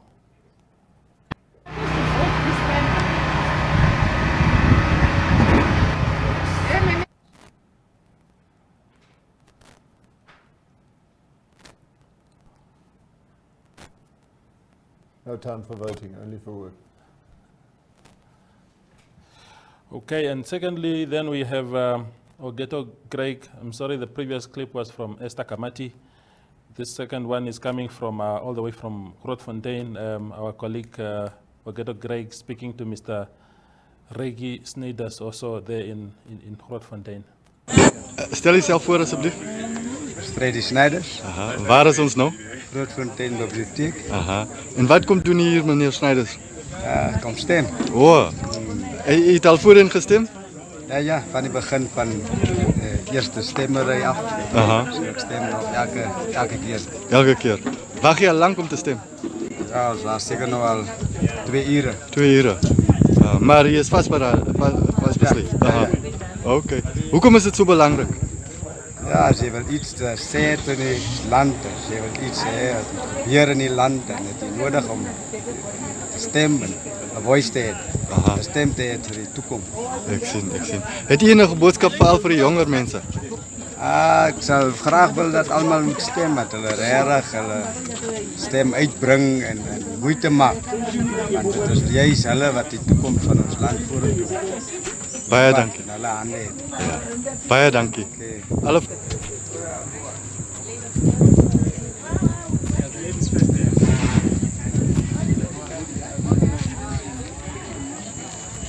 So hier op Grootfontein, mensen is gierig om te stemmen. And as you can see, it's all in order and proceeding nicely. You would have seen also, Frank and Ronel, that a lot of people are having their umbrellas out because of the heat. And from Chivarongo, from Okahanja, sorry, we are going to see now from the Kaibasan Senda also how the community there is hiding under a tree to basically, while they are waiting for the opportunity to vote. It tells you the scorching heat in that town, of course, all over the country, essentially. So this one is from Tanya Bause in Okahanja, and that's that. The last one is an interview in Oshiwarongo by our colleague Yana Marie speaking to Anna-Greta Schrijver, who is basically complaining about the municipal services in her town. And these are the key issues that will dominate this election. Mijn naam is Anna-Greta Schrijver, ik is de inwoner van Oshiwarongo. Het is nou de tweede keer dat ik hier zo kom, dat ik van Windhoek afgekomen ben. En ik is vanavond hier om mijn stem te gebruiken, om mijn crisis te komen trekken. Dat ik ook zeker ben, als daar iets verkeerd is. Ons stukkel hier in onze dorpje, daar hebben die proclamaties, daar is die water niet, ons heeft die elektriciteit, die stapafstanden van de scholen is bij ver. En ons stukkel allemaal daar goed. En ons hoop, na hierdie verkiezing, zal alles weer wegkomen. So again, what you see, colleagues Ronel and Frank, is a tale of two tales essentially. People who are really determined to go on and vote, and those that seem a bit just going on about their daily lives. But essentially, the long queues is an indication that people are actually determined to go and vote eventually. So we will be back with more as time goes. Thank you, Toivo. Indeed, so people want also change at local authority level. It seems that they are more concerned what is happening in their town than what is happening elsewhere in the country. Alvin had the interview with Chief Hornep in Uys, and that was what he also said, Essentially. The local authority are more of their concern. Indeed. I think their biggest concern is really that the government in Windhoek seems to be doing their thing on a national scale, but when it comes to their breadbasket at home, it needs to be right up front here. You need to have your info here, you need to have your outcome here, local. Agreed. And you can hear it everywhere, even in the open market in Oshakati, it was the same thing, you know. Exactly. And it was interesting to see Mr. Schryver there in Grootfontein. The Blue Bulls at least has got one good thing today, and that is to provide some shade. Yeah, unfortunately you get people who... Exactly. Thank you guys Clearly later. I'm not a Blue Bulls fan. Sure. I'll talk to you guys later. Thank you, Tor. Sure. Okay, thanks. Yeah, at the end of the day, it's all about stats. We obviously provide many of those of the past election, and please people, after the election, it's very important to visit our site where we continuously present you with ongoing figures as from tomorrow, as and when the results become known, probably later in the evening already. We'll update that site all the time. You will have the opportunity to actually following live as and when these votes become known. Keep track of it, see where in the country who voted, who for which politician, for which party. I think this could be a very interesting time in the next 24 to 48 hours. So please follow our site on that, in that regard. Our IT specialists and designers have developed some pretty impressive maps and stats for you. So you're welcome to take part in that all the time, not only once we tell you to look at them. Good, we are going to take a stats break and then stay tuned. For 1 o'clock, we will have Dr. Andreas Vogt as our studio guest to talk with us about the history of democracy.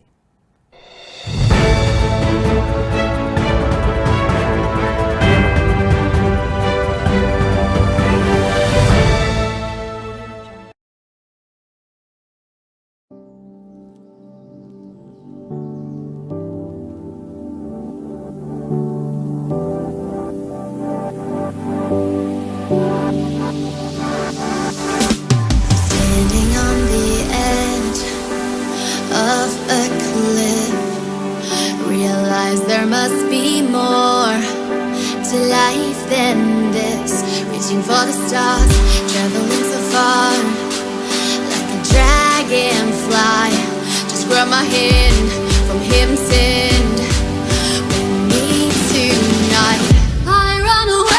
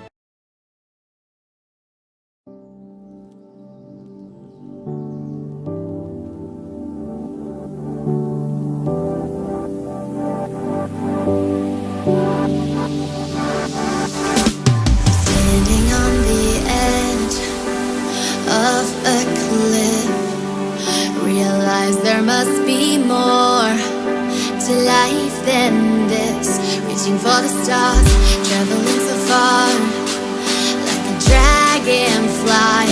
Just grab my hand from heaven send.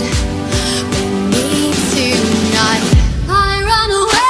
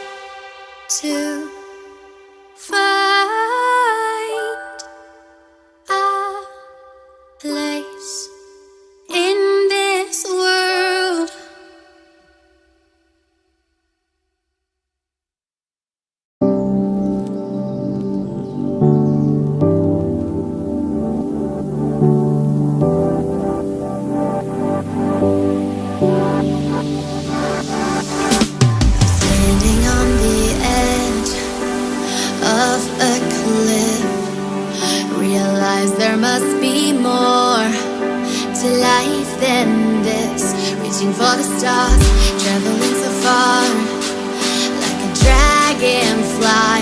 Just grab my hand from heaven send. With me tonight, I run away.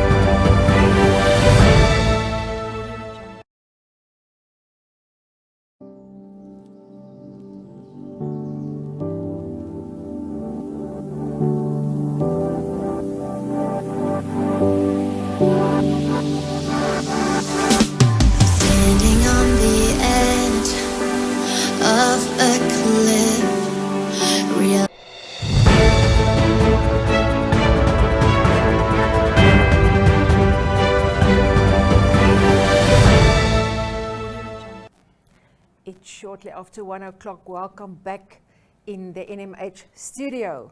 With us this afternoon, Dr. Andreas Vogt. He's an author, historian, cultural historian, and also a philosopher. Andreas, welcome in the studio with us today. Hi there. Hello, Andreas. Hello, Frank. Andreas, democracy is not a modern concept. Democracy dates back to ancient times. Tell us a bit more about how democracy developed and what democracy is, the essence of democracy is. Good. Democracy is derived from the Greek word demokratia. Literally, the rule by the people. Now this is important. It's not the rule by the king or the rule by a priest or the rule by a god, theocracy, but rule by the people.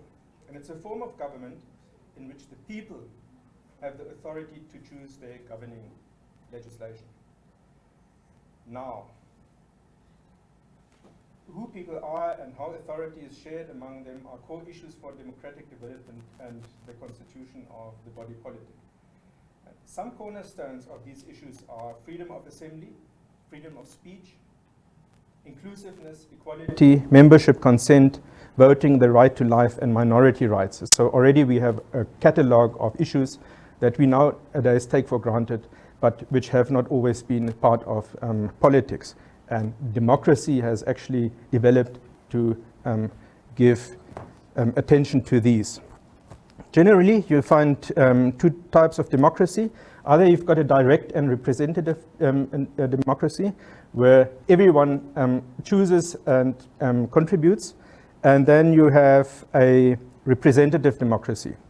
Here, the people elect their representatives to deliberate and to decide on legislature, such as in a parliamentary or a presidential democracy. And you already see today where we in Namibia are. Now we have got a representative democracy.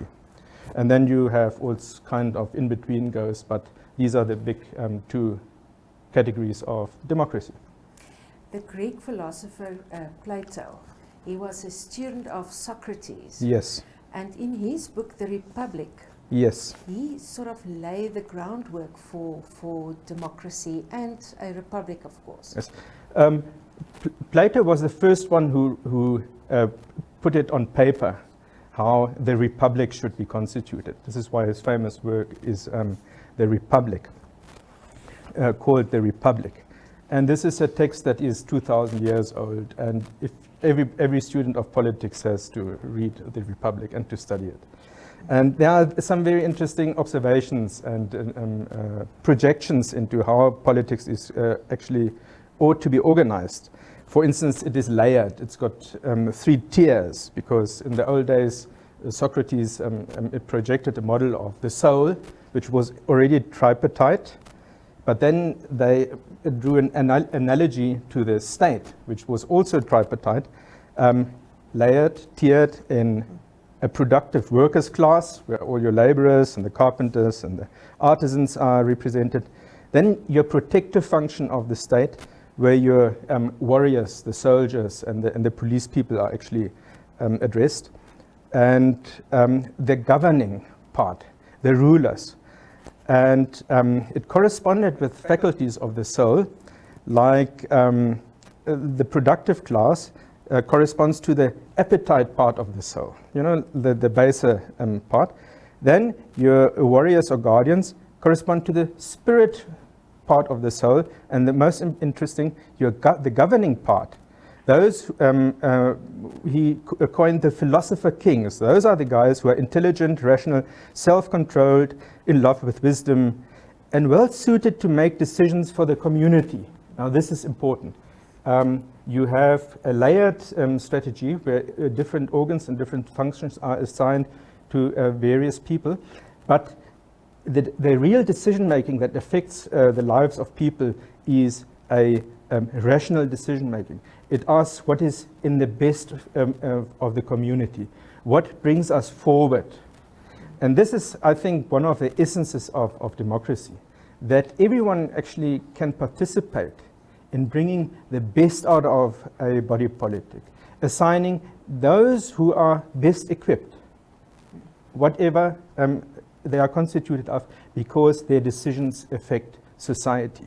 And Plato was actually the first one to develop a model like that. And this is why this political philosophy, as Plato outlined in his Republic, is still with us. And this is why it is so timeless and so interesting. But just a quick thing Yes? in there.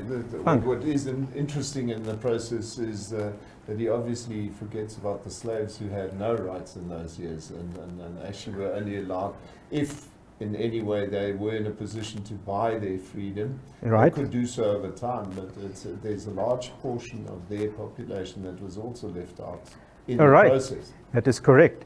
Your classic societies, the Greek or the Roman societies, they were divided along the lines of free people and slaves. But even a slave in Roman times later could buy his freedom and become a citizen, which entitled him to vote. So yes, in Roman times, every student of Roman law knows this. But the interesting thing is how it evolved out of that.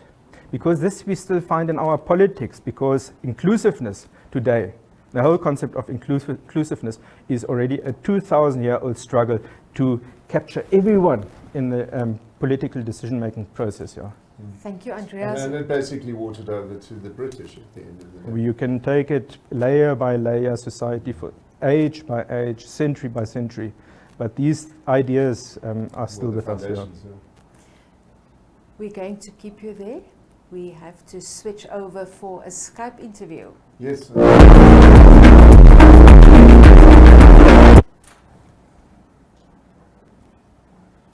Hallo Erwin, kannst du uns hören? Yes, good day.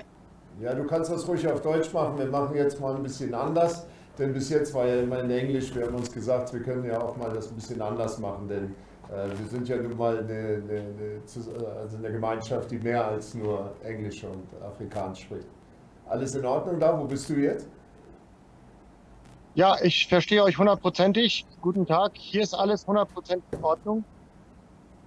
Es gab nur einen kleinen Hiccup bei einem Wahllokal hier in Omaruru. Und zwar der Scanner hat offensichtlich keine Batterien mehr. Also die sind auf ein manuelles System umgestiegen. Auf ein Wireless-System. Alvin, are you in Omaruru at the moment? Yes, I am in Omaruru. And it's very hot there. I can see in the video that it is quite hot there. It's extremely hot and clouds are building up, so it might rain later today. Okay, but you just said that the EVM didn't function properly. So there's a problem now, and they've basically switched over to, what did you say? A wireless system. A manual system. But that is only for the voter registration. Oh, okay. So the EVMs are working perfect. So it's only for those people who take part, just to Yes. sort of mark them off on the voter list. But the EVM itself still works. Yes, perfectly, yeah. I started out this morning in Uis, and there were no issues whatsoever. Voting was smooth and quick. And the same is here in Omaruru. Okay, so the voting goes smoothly in Uis, which you've left, and Omaruru is still going on, and at least there's no problem there. I think that's our least concern if the voter register is the problem. At least they can still vote, and are the people still optimistic that they'll all vote today? Excuse me? Are the people still optimistic that they'll have the opportunity to vote today? Yes, of course. Is it? So the rows are going on quite frequently. Alvin, Yes. can you show us the rows? Is there someone that you can interview there? I am currently not at the polling station anymore. I am on my way to another polling station. I will show a row once I reach the polling station. Okay, Erwin, we also have Dr. Andreas Vogt in the studios. He wants to ask you a question too. Guten Tag, Dr. Vogt. Am I on? Erwin, hallo. Guten Tag. Erwin, was ist das Gefühl an der Basis? Glauben die Leute, sie nehmen wirklich teil an einer wirklich lebenden Demokratie? Das sind tiefe Fragen für einen Feiertag. Ne? Ich kann das nicht hören. Ich glaube schon, ja. Also am Ende des Tages haben wir alle das Recht auf eine Stimme. Und das ist auch so den Eindruck, den ich bekomme von den Wählern. Also die Leute sind noch positiv gestimmt und sind der Meinung, dass sie schon an einem Prozess teilhaben, der Sinn macht. Sehr gut, danke. Ja, auf jeden Fall, ja. Nee, gut. Erwin, wir können nicht zu lang machen. Wir müssen weitermachen, denn da ist noch ein weiterer Clip, den wir spielen wollen. Vielen Dank dir. Thank you, Erwin. Kein Problem. Okay, and that, Thank you. And with that, we're already going over to a interview clip, which Denver Kisting has compiled for us.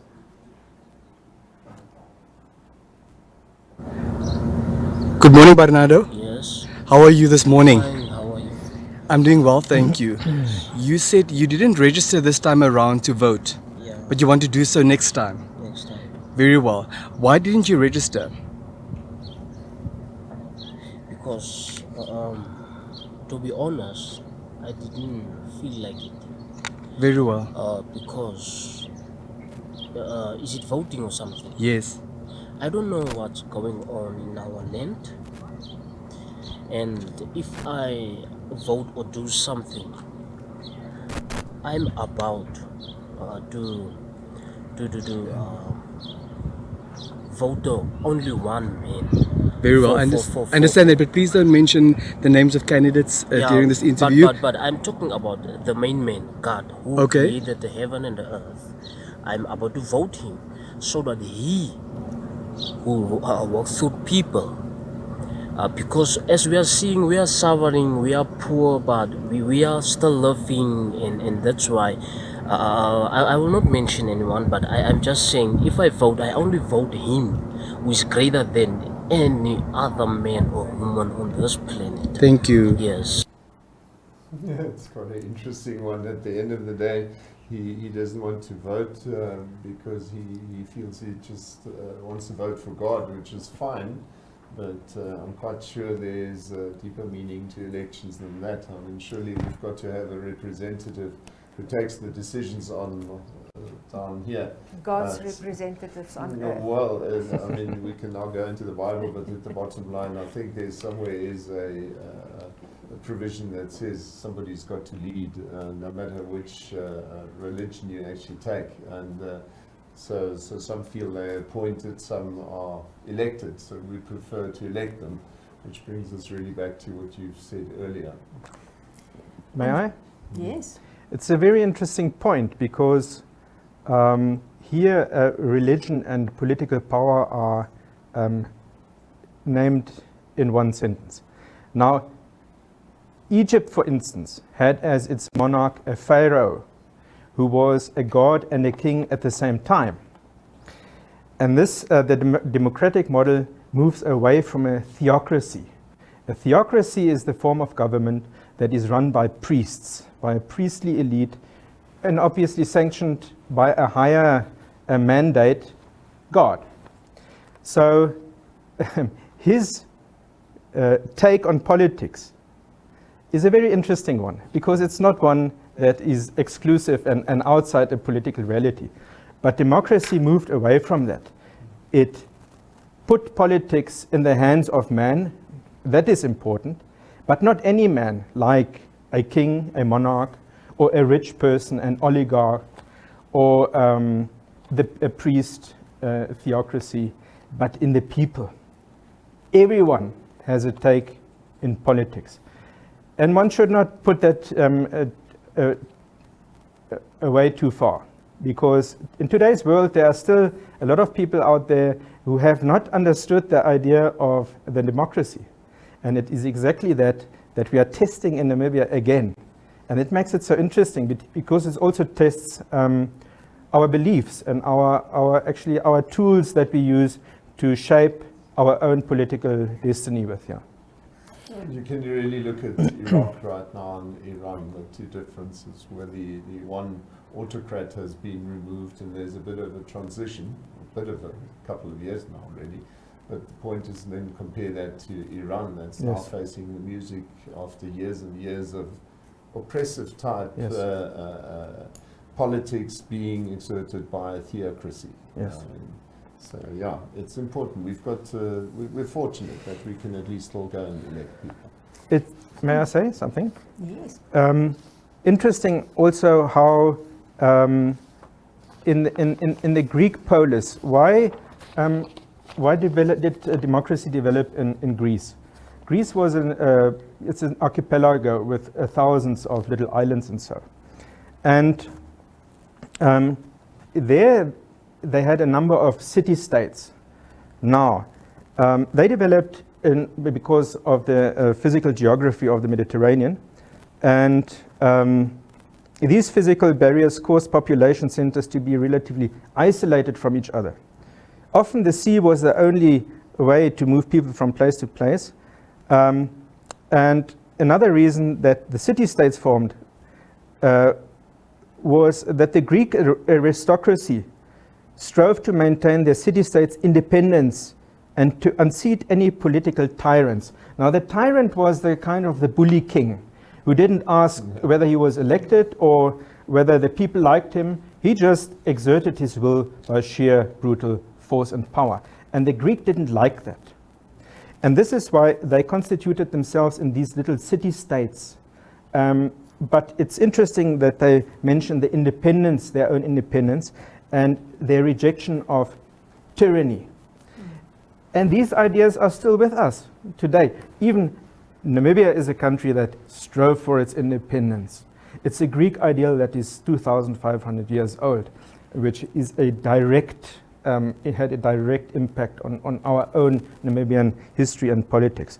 And also the tyranny thing.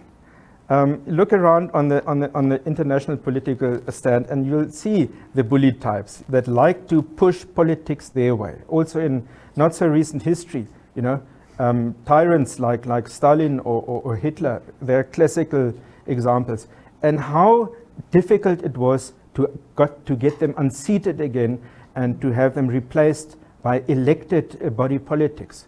These are highly dramatical historical process, and they're everything except than trivial or banal. And in Namibia, we can also take our share in participating in this political practice of democracy. Andreas, take us back again to the ancient times, Mm-hmm. but how did democracy play out in the Roman Empire? Very good question. Rome also developed from a city-state. But remember, the Romans had a huge empire spanning from the Iberian island, what is Spain today, to the Near East and to Scotland and to North Africa. So they had to find a way to combine their democratic ideal with the vast empire that they had. Interesting is that the Romans gave us the name of a republic, the res publica, the public thing, which is obviously the res meaning affair or things, the public thing. So a republic was the thing that belonged to the Roman people, the populus Romanus. Now, if you see a Roman film, you always see that they're carrying a standard that says SPQR. It stands for Senate and the Populace of Rome. These were the constituent political pillars of Roman government.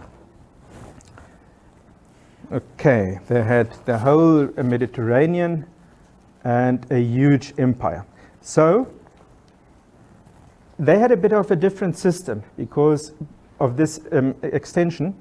They had a system of assemblies. First there was the Senate in Rome, because there people who lived in Rome or near Rome could be represented. But then they also had the comitia curiata. These were curiae or local groups that were drawn from the three ancient tribes of the Romans, And then also comitia centuriata.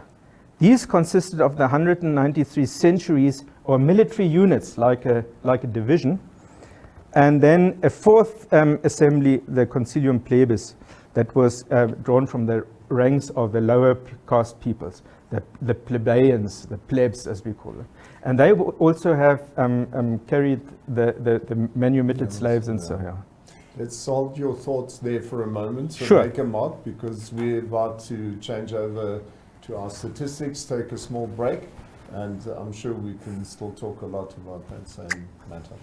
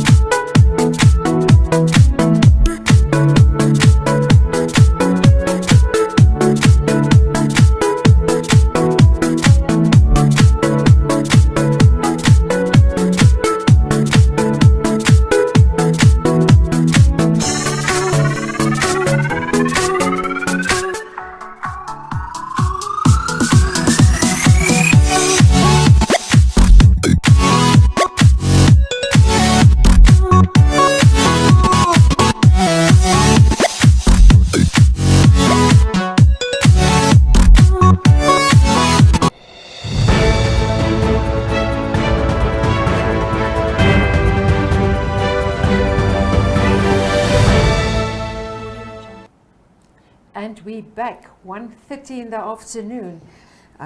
Yeah, almost half through the day with elections. Not quite yet, but we are getting there. Yeah, and obviously as the day carries on, we're getting a couple of messages about people who have trouble. But then again, I might sound as if I'm always trying to excuse the Electoral Commission. But I think in a process such as this, you're bound to pick up problems and troubles.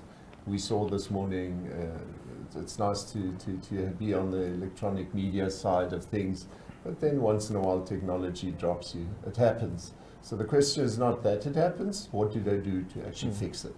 So that to me is the important part, that they get solutions and we carry on. But later on in this half-hour slot, we will switch over to the ECN and see interviews from our colleagues there. But back to Dr. Andreas Vogt. Let's bring democracy to Namibia. We've now been in Greek and in Rome, dwell on the ancient democratic societies, but how did democracy came to Namibia? Give us a brief overview, Andreas. It's a very interesting question because I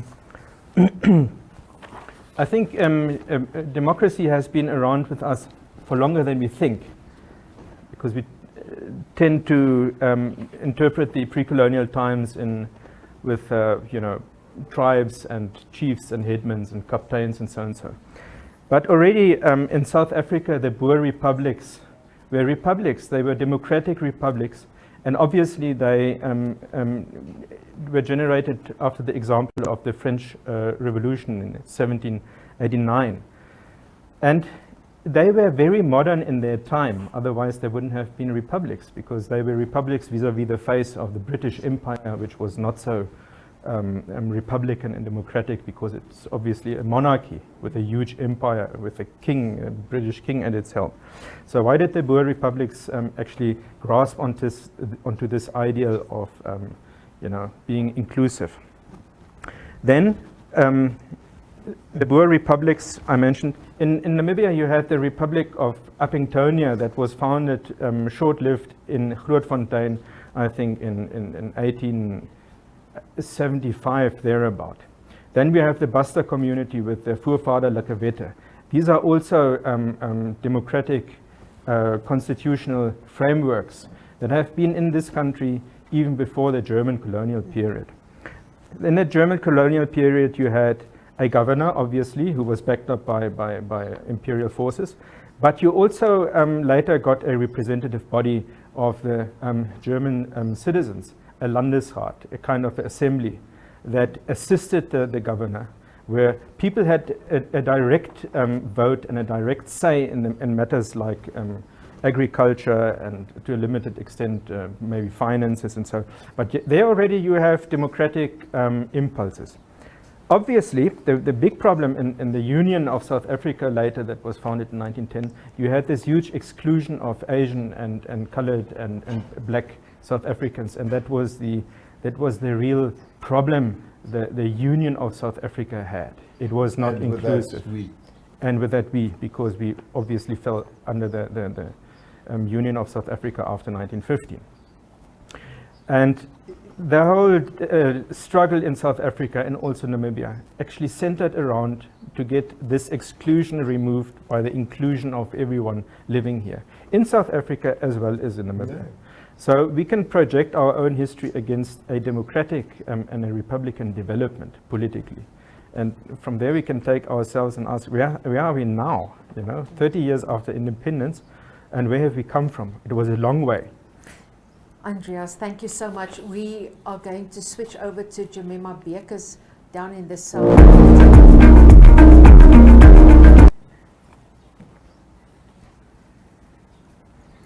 Okay, we're still waiting for her call to come through. But in the meantime, just quickly, your personal opinion. Oh, well, we are going live now, it seems.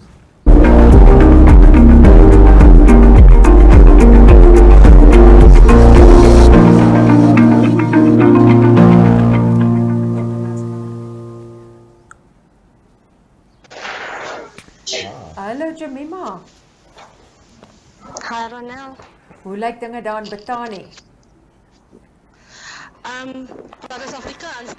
Dinge kom stadig maar seker. Vroeger in die oggend was dit net die ouerige mense wat gekom het, maar die jong mense begin nou stadig maar seker instroom. Daar's ook mense wat van die plaas af op pad is, so dit gaan redelik stadig maar op 'n stewige pad. Jemima, you say that the older people came early in the morning and now it's the younger people. How many people have voted so far? Can you give us a estimate, more or less? I understand that roughly around average 200 people have made their way to the polling station this morning here in Beersheba. But are there more people, or is it just a case of those are the voters that came? There are more people, as I was saying earlier. Some of the people from nearby farms are still coming in. Some of the farmers will have to come in a little later, maybe around 6 and 7, after they've tended to their animals and livestock. And then you have the young people that are also in smaller villages nearby. But you don't have immensely long queues that are waiting now to get their turn to cast? No, there's no queue. In fact, there's absolutely no queue right now. That's why I'm standing inside. And no problems so far with the electronic voting machines or the verification process? No, I understand earlier there was a problem with the battery. They had to replace the battery, and it held at least 6 people up. But after that, things started running smoothly. So it seems that Beersheba is the place to go and vote. The queues are not that long there. I'll send you my voter's card. Are you driving to some other place in the south later today, Jemima? Yeah, seeing that there's not a lot of traffic here, I think I'm going to make my way to Tses, where I expect more people to turn out. Because some people will come either from the farms, as I've said earlier, or from Valgras or even Quest. Okay, Tses is now just next to Tsiewe. Yeah, it's next to the B1. Okay, no, that was just a little joke. Thank you so much, Jemima. And if you take on the road later on, please drive safely. Yeah, be safe. Thank you so much. Well, with that, we've already reached the point where we would like to actually thank you for coming in, Dr. Andreas Vogt, obviously well known amongst the Germans, in the German community. But I think there are quite a number of other people who also know him well and appreciate your opinion in this case. Thank you for making time for us, Andreas. I like to be of service. And now it's your time to go and queue. Yes. Okay, drive to Tess. I heard the queue is not that long. I'll take the bus. You're welcome. Thank you very much. Thanks. And with that, we basically change over. We still have a clip from Erwin Leuschner, who by pure chance encountered a couple of election, what do you call them again? Presiding officers. Not presiding, these are visitors from Germany. They're actually here as visitors to just get our opinion whether it's free and fair. Election observers. Observers, thank you very much. I couldn't get the word. So we've still got that clip which we would like to see now. Vorschrift zu machen. Das ist die Hauptsache. Ich habe hier in der Region in verschiedenen Ländern gearbeitet und war mehrfach als Wahlbeobachter tätig. Also ich muss sagen, da machen die in Namibia einen besseren Job als die Kollegen in Sambia, Zimbabwe und Botswana. Haben Sie schon Wahlen in Sambia und so besucht und beobachtet? Ja, in den letzten Jahren, 2010 bis 2015 und in den 80er Jahren. Also ich meine jetzt nicht die Aktivitäten der politischen Parteien, sondern ich beziehe mich auf die Aktivitäten der Officers, die in den Wahllokalen versuchen, das Prozedere zu führen, zu ordnen und zum vernünftigen Abschluss zu bringen. Ich verstehe ja. Und wie ist Ihr Empfinden über den Gebrauch von elektronischen Wahlgeräten im Gegensatz zu normalen Stimmzetteln? Also ich bin kein Experte für elektronische Wahlmaschinen und sicherlich kann man alles diskutieren. Es gibt ja auch Diskussionen um papierne Wahlzettel. Ich gehe mal davon aus, dass es für jedes Produkt einen Markt gibt Und wenn es den Markt für elektronische Wahlmaschinen nicht gäbe, dann würden die Hersteller sicherlich nicht in der Lage sein, sie zu verkaufen. Denn man zielt ja nicht nur auf afrikanische Länder, sondern man zielt auf einen weltweiten Markt. Und auch in den USA sind ja Wahlmaschinen im Einsatz. Ja. Ich halte die Diskussion für legitim, für wichtig, aber ich glaube nicht, dass sie den Wahlausgang in irgendeiner Form beeinflussen kann. Und also eine Frage, die sich mir stellt, ist die Frage des Paper Trail. Ja. Also das ist wohl auch bei verschiedenen Wahlmaschinen, ich bin da auch überhaupt nicht Experte, ich habe jetzt in den letzten Tagen da einiges erfahren, aber es gibt eben Wahlmaschinen, wo das unmittelbarer gelöst ist als jetzt hier in diesem Fall. Das könnte unter Umständen einfach das Vertrauen stärken. Ja. Also unabhängig davon, wie die Kontrollmöglichkeiten effektiv sind, geht es ja auch darum, was die Leute, wenn sie kommen und wählen, was sie sehen und was sie mitkriegen. Das wäre vielleicht ganz gut. Ja, dann noch eine Beobachtung, also vor 5 Jahren mussten die Wahllokale länger geöffnet haben, weil die Schlangen gegen 21 Uhr vor den Lokalen immer noch lange waren. Genau. Den Eindruck, den wir diesmal haben, ist, dass dieser Zustand wohl wahrscheinlich nicht eintreten wird. Aber genau. Im Laufe des Nachmittags werden wir genaueres wissen. Und Mittag. Okay. Nee, vielen Dank für Ihre Zeit. Okay. Okay. Like you could hear, if you were German speaking, you could obviously follow this, but essentially what's quite interesting, these are 2 observers from Germany. They've spent time in Zambia previously and in the early 80s going right through 2010, 2015.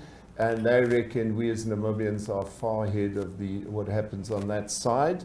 As far as the EVMs are concerned, they said there's a market for electronic voting machines as much as paper voting. There's no specific reason why the one should be better than the other, as long as the process is a good one. And so as far as they are concerned, they can't see that the EVMs will materially impact on the outcome of this vote. Quite the contrary, the other gentleman only pointed out that if there was a paper trail, it would just create so much more trust. So generally, both of them have a very good opinion of what they've seen so far, and yeah, which is good news for all of us. Yes, that is indeed so. We are going to switch over to the ECN for some video material that our reporters at the ECN's headquarters in Windhoek sent through. That is Octavia Tsibes and Catherine Sussman. My experience as a voter, I voted in 1989, 1994, 1999, 2004, 2009, 2014, and now 2019. The reason why we should vote is that we should vote for leaders that will represent us in parliament and the head of the country, the president. People that will make laws of this country. And that's why I came with my wife. I'm not voting alone. And I'm encouraging other people, other young people, but they are here. Mixed up with our elders, it's a very good sign for the elections. It's our democratic right. That's why we are voting. I'm done already, and I see my wife is also done. Yes, thank you. I'm very happy today. I've already casted my vote, and I'm happy to see a lot of youth here. The queues are a bit long, but guys, please don't give up. Respect your voice. It must be all-time fashion to respect your voice. Happy voting, and drink your water and be patient. Don't be disruptive. We are hoping for a free and fair election. Thank you so much. And that was from the ECN's headquarters in Windhoek. And then it seems we now have another little clip for you. It was compiled by Esther Kamati, who's here in Katutura and the surrounds. And she reckons there's a video which will show us some chaos. Okay,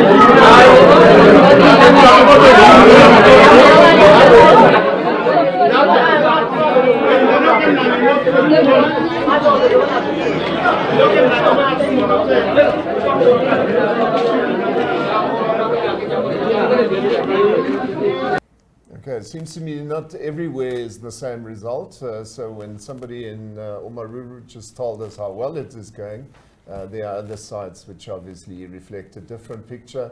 But I think what happens is in Windhoek the crowds are much larger, so people are not always happy with what goes on. And with that, we basically cross over to Toivo again. He's got the next set of clips for us. Thank you, guys. Welcome back, Toivo. Thank you very much. So as you have seen now in the clip that you just showed, that is sort of the emerging theme now in terms of what seems to be frustration piling up as the day goes.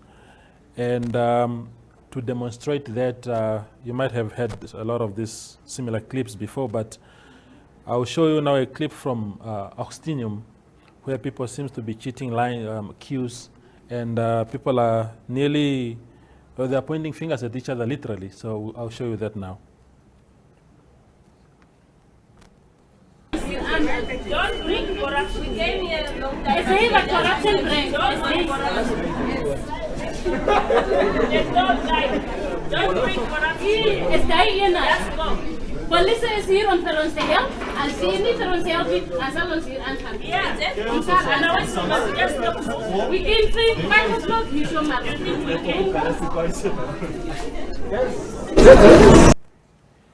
So that was a clip from Augustinium by our colleague Justicia Shipena, showing just how frustrating it is becoming actually in terms of the long queues. But I'll show you a similar short clip also from Hakana, showing just how long the queues are. Some people seem to be determined to go all the way.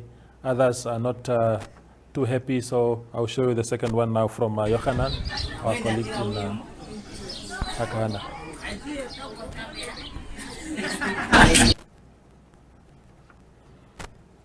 But speaking of that, there are still hope for some. I will show you now a clip from Vanaheda where Nesta, one of the voters, actually is urging people to still show determination and stay in those lines, in those queues, until they cast their vote. Hi guys, my name is Nesta Shanjekametu Salema. You see, I want to urge my fellow young people that you see, what we are about to do now is something that happens only after 5 years. So whatever decision that we decide to do now, it should be in favor of the generation that is to come. So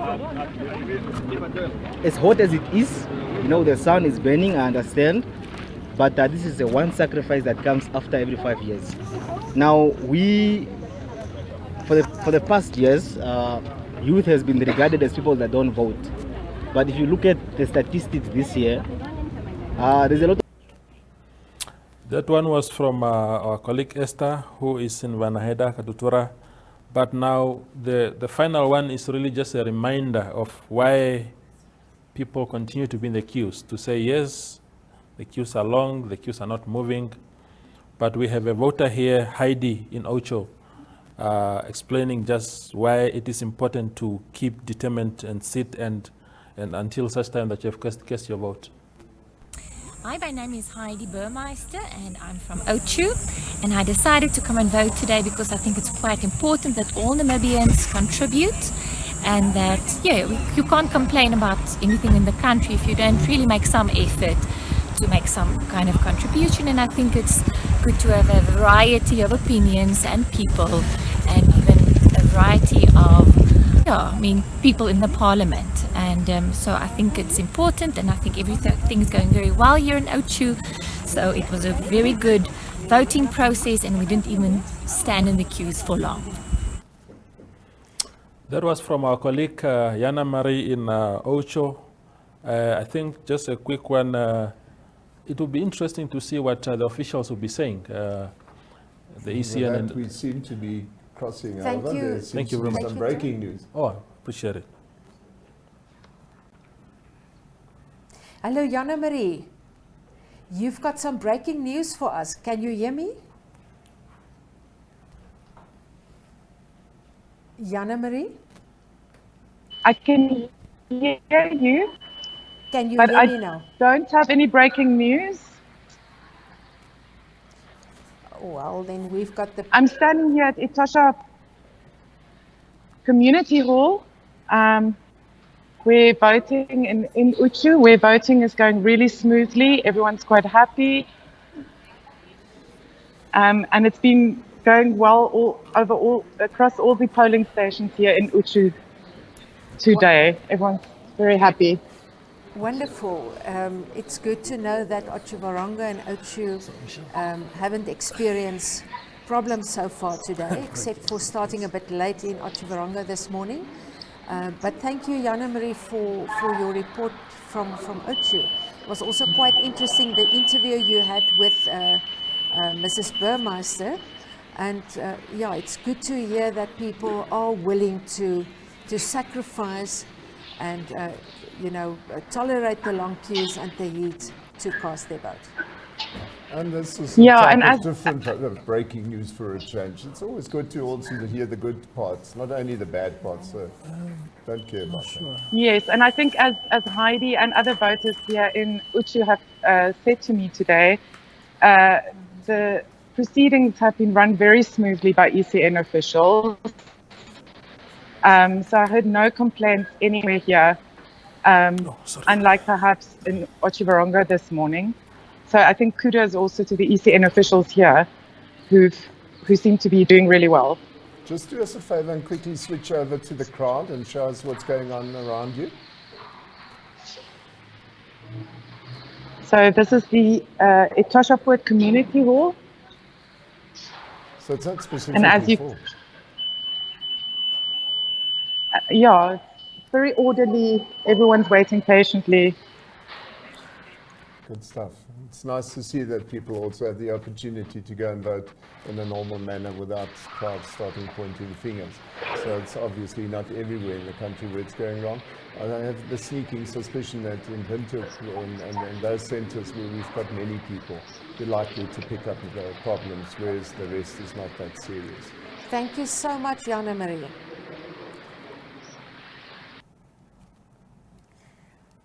Good. Frank, it seems that Windhoek, with its almost 260,000 registered voters, is where the problem is currently. People are getting impatient, and yes, obviously the heat doesn't contribute to... What surprises me a bit is you would have thought that after 30 years and obviously our sixth election now, that we would have reached a point where we know more or less where the demographics requires to have more EVMs. Exactly, polling stations. It's a bit early to draw some assumptions or conclusions, but I just feel that the ECN needs to take note of this, because it's not the first time. I mean, this is obviously the first time we do this live, but in the past year, in past years, it was the same problem over and over again, where in the bigger centres, you always find that there's a holdup. And I mean, they're not doing themselves a favour. They should have planned for that. Exactly. Well, we're going to take a stats break and we'll be back in a while.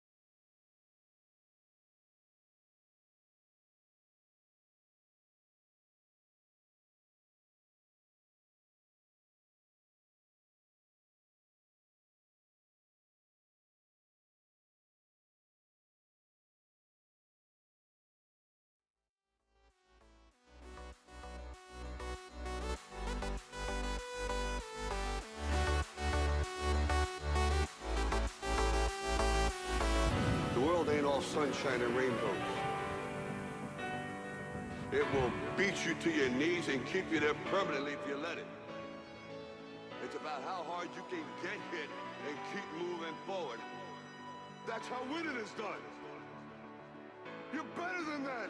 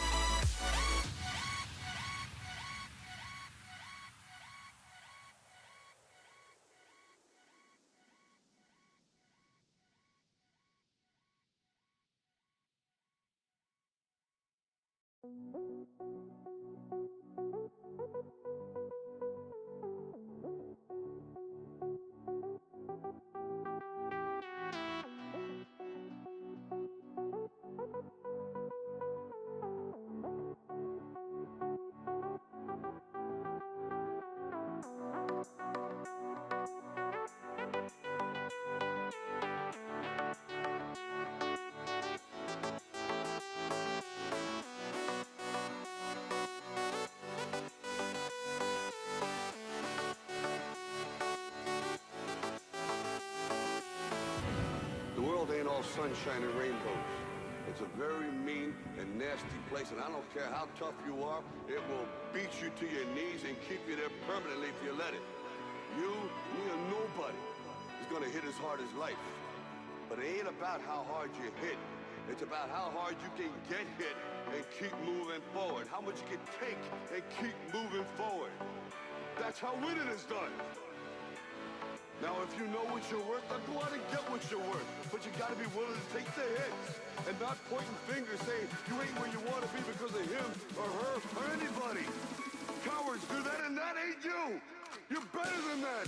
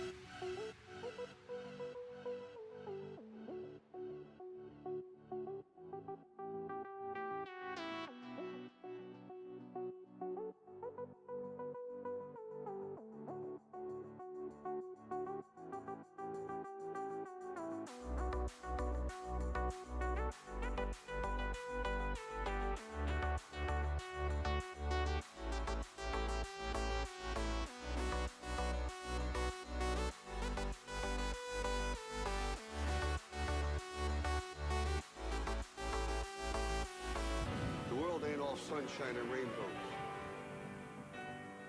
It will beat you to your knees and keep you there permanently if you let it. It's about how hard you can get hit and keep moving forward. That's how winning is done. You're better than that.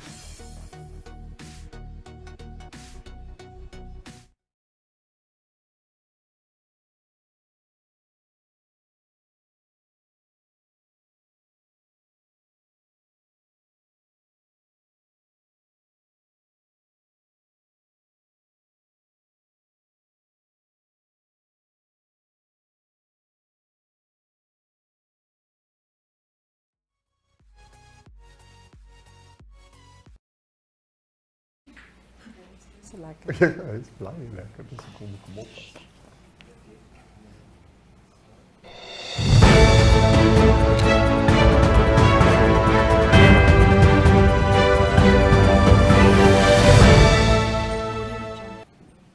O'clock and we are back. Frank, we just received good news. Rain in Otjiwarongo and Ochu vicinity at the moment. That is really very welcome. That is welcome news, and I suppose the umbrellas get a new meaning now. So instead of heat, you actually watch after yourself so that you may remain healthy instead of standing in the rain, because that could actually deter quite a number of people to actually take part, which would not be good. Okay. In our previous slot, we've heard about the problems in the Commas region at the moment, and there is a logic explanation for that. If we take a look at how voting took place during the previous elections, most of them was scheduled over weekends. Yeah. And not only over weekends, over a longer time, really. We started wondering what could be the answer to why we suddenly have this huge purging of people coming to Windhoek And it makes sense. In 1989, we actually had 5 days of voting. In 1994, we had a Friday and a Saturday. Now, typically what would happen here, and it's just the way that our country is made, especially the Oshivango and Kavango population would be prone to go home and vote there. No difference whether they would have voted here or there, but it's just the way it was. People tended to go home and do their voting at home, or what is their traditional home. So in 1999, we had a Tuesday and a Wednesday. It still afforded you time to go up there and do your thing and return, well, in time to be back at work on a Thursday. 2004, it was a Monday and a Tuesday, even better. The people could travel over the weekend and come back after the voting. The same happened in 2009. It was a Friday and a Saturday, enough time to go home and return again. So the first time we had only one day was in 2014, but actually it wasn't too bad because it was a Friday again, so people could return on a Sunday. So this time it's in the middle of the week. So what is likely to have happened is that many people couldn't go home. And so there's likely to be a big influx. Not really influx, people will remain here in 2000. Yes, people in the Commerce region in 2014, there were 231,516 registered voters in Commerce, of which 56.1% voted. That's about 130,000 people that voted. Now we've got 595 people registered. Yeah. And we can for sure expect a higher turnout at the polls here in Commerce. It seems like that. So say we go up to 70%, that means that it's an increase of 40%. At these stations, yeah. At these stations. And they haven't bring in more polling stations to accommodate those people that are voting in the Commerce region and not moving out to their homes in the north or whatever. And it just goes to show how much planning needs to go into an event like this. Many people have always said closer to a weekend is better. So, and I think the ECN, yeah, hindsight is perfect science. They should have known, but I'm not so sure they planned for this. And I think only in hindsight they will realize that they should have planned for so many more EVMs to be at the various polling stations here. In fact, they should have probably created more polling stations in Windhoek, because it's typically what we see on our clips today, wherever you go in the rural areas, there don't seem to be that many people lining up, whereas here in Windhoek the frustrations run high. So exactly, we can just hope that this doesn't sort of worsen the situation. At best, we can only hope that the ECN takes a sudden decision and says that it extends the voting to tomorrow or whatever, and we would know. Because they have obviously not given any indication to that extent. Well, they're not going to close the polls at 9 o'clock this evening. The people who are in the queue will be able to vote, even if they vote until so what time? So I'll go there at 5 minutes to 9, because yes. that's when we finish here. Good. We are now going to switch over and to an yeah, actually it is a clip that we're going to watch now. Ogetu has submitted a little video clip for us. So hopefully we'll see what's going on there. 3, 2, 1. Okay, yeah, it is very important for one to come and vote, because as citizens of the country we have to use our democratic right to come and vote for the party or the president that you want to reign. If you don't vote, then you do not have right to complain. So it is an important thing to participate in an exercise that will change the nation. So that's all. So and one is encouraging everyone out there. People should come and vote because we have right to determine who we want to rule the nation. Thank you. Quite a nice little clip there, because I think what happens there, if you look at it, that was clearly of a school. and they must have put out all their benches and little seats and whatever, just to make it more acceptable for the people to help. Because at the end of the day, all of us obviously don't like waiting, but if you can at least wait and have a seat and wait there. For that Skype interview with Yolanda Nel in Gubabes. Hello, Yolanda. Good afternoon, Ronel, and good afternoon, Frank. Hi. Yolanda. I'm here at the State Hospital in Gubabes in the Omaheke region. I will just turn around.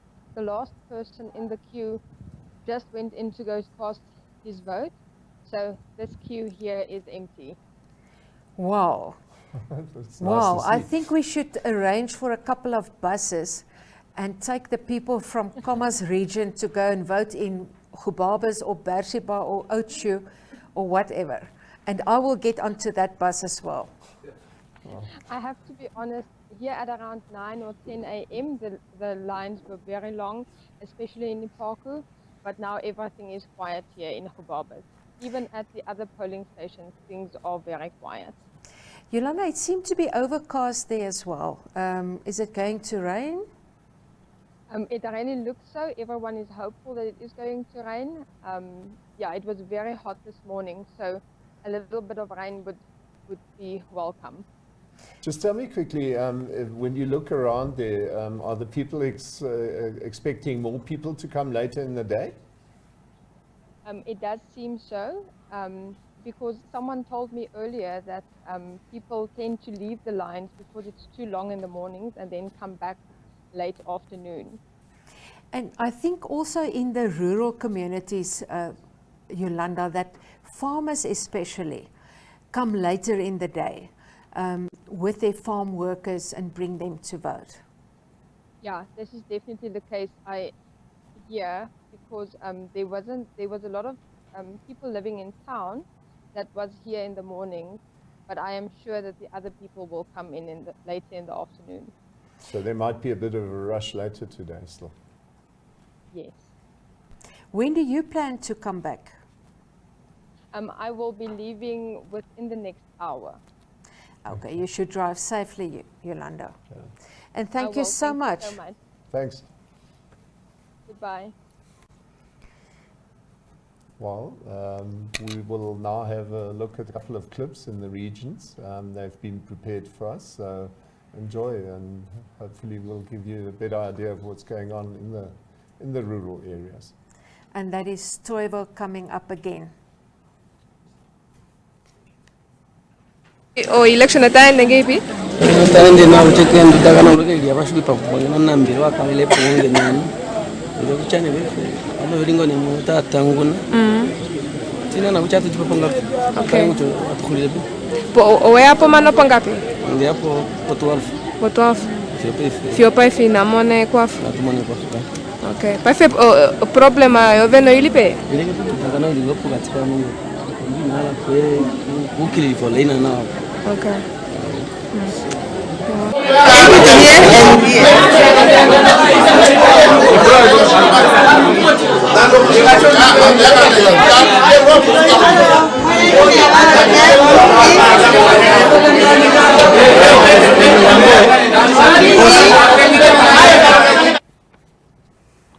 Explosive views. That looks a bit heated. Yes. Yeah, thank you, colleagues, for having me again. So now, I'm sure in your sessions you're hearing so much about malfunctions of equipment, and people not very sure how they are being used and whatnot. So we have a similar situation now in Okahanja, where at the Kaibasan Community Center, the station was delayed for 40 minutes. They only opened it around 12 o'clock because of malfunction of equipment. So we'll show you now that clip by Tanya in Okanja.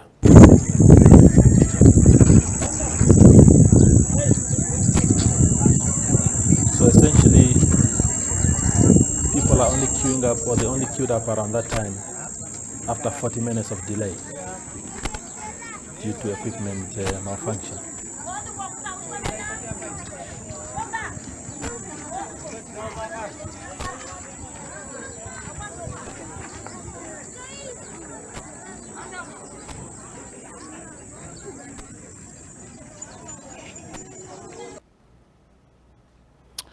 Okay, there you have it. The next clip is from Ocho, where Max Papello is actually just explaining why he's so determined to vote today. He lists a lot of issues that he thinks should be addressed via his vote, including corruption that he thinks is rife in the country.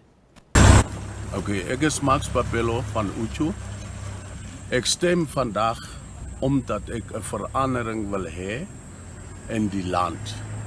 Omdat na die 29 jaar wat ons gestem gehad het, het ons nog nie verandering gekry nie. Dis waarom ek vandag wil stem, om die veranderings te kry. Die veranderings wat ons kry, hoor ons, maar ons sien dit nie. En die ander ding waaroor ek stem is die korrupsie. Die korrupsie, die hele korrupsie wat in Namibia is, wat die onderlaagse mense dooddruk.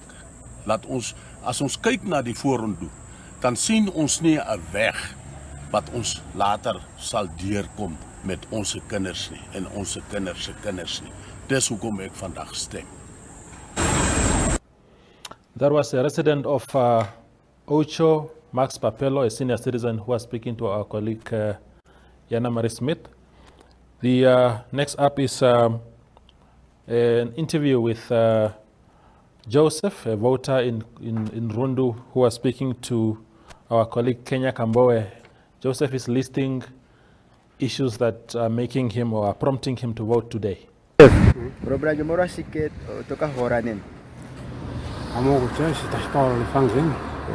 Ndala no ena kuyambula po shilongo shetu. Okay. Shono chivali ondala kongo tukaleta monango oimachiwa. Okay. Kujango kwa bane ihalongo na bahalongo. Okay. Kishonga kanangwa ena imachiri nao. Okay. Shoshi tatu. Shiri apa kucha. Nandinge nondaja pandika mwana wako ndina kwa nambura kucha kwetwe. Tuyeni. Okay. Okay. Inoko ngengo koma ololo itoko njiro. Ngengi no hala Nala kucheike oshi maololo oshima shakumbiwa. Okay. Okay. No ngo toko njwa kwa no ambuleni. Inda. Okay. Muya mo ngo tanjua na we mu. Okay. Okay, basically what you heard Mr. Joseph saying is that first of all voting is your basic right, and secondly, through voting you can influence development, whereby he's talking about both the employed and the unemployed. They should have some kind of resources to survive. And thirdly, he talked about the issue of the voter apathy, saying that there's no good in abstaining from elections, because only through elections and through voting you can make a difference and influence decision making in the central government. That's all from me, Kenya Kamboy, reporting from Rundu. Signing out. That was Kenya speaking to Joseph, a voter in Rundu. And that should be it for now. But just before I leave the stage, there seem to be same issues coming up across the country. So you see it's not problems or challenges, especially where challenges are concerned. That it's not just an issue of commerce or Kavango East, but somehow a countrywide issue. Yeah, but it seems to be a matter of really what we discussed earlier. In certain parts you have not enough EVMs, and in other ones they're not fully properly used. And we actually got an interesting bit of information now, which Ronel will actually share with everybody. Yes, a text message from Eben de Klerk, Eben a well-known Windhoek lawyer. He's writing, the polling stations take about 4 to 5 minutes per voter, thus 12 to 15 voters per hour. Each station can therefore handle only about 210 voters for the whole day. If we can distribute voters evenly, we need about 6,190 polling stations to cater for all the voters. We only have 1,410 fixed polling stations and 2,831 mobile stations. It is therefore not possible for all Namibians to vote by design of the ECN. I wish to research this further, but the ECN website is down at the moment. Also getting reports that EVMs regularly lose power and then have to be rebooted. Nobody knows what happens with the past votes when a machine reboots. Let's face it, this is a mess. Jo Marie and Ashley also addressed that in a previous session. Yeah. What happens to the votes that are on the machine in the database once the machine malfunctioned for some reason or other? So that is a very valid question, Toivo. It is. And I think our representatives, our journalists at the ECN headquarters need to ask the people there this very pertinent question. That's the point I was going to make now, to say that feedback will come in handy for especially our viewers to say, in light of this avalanche of complaints, what kind of assurances can ECN actually give? So hopefully we'll get someone online later to explain that for us. Yeah, I spent some time with the observers of the SADC the other day, and at that point, Muyoro basically says the only time that the machines lose the information is once it's being reset. So there's a separate reset button which needs to be activated before, and during the election, that reset button is sealed. He actually showed us on the side of the EVM. But it would still be good to just get that confirmation and see, are these guys actually set up to do it the right way? Do they know how to do it? And that, by God, please nobody touches that reset button, because then it's really a shambles. Yeah, I know. But thank you, Toivo. Thank you for your time, Toivo. And with that, it's time for us to switch over to stats and take a quick break again.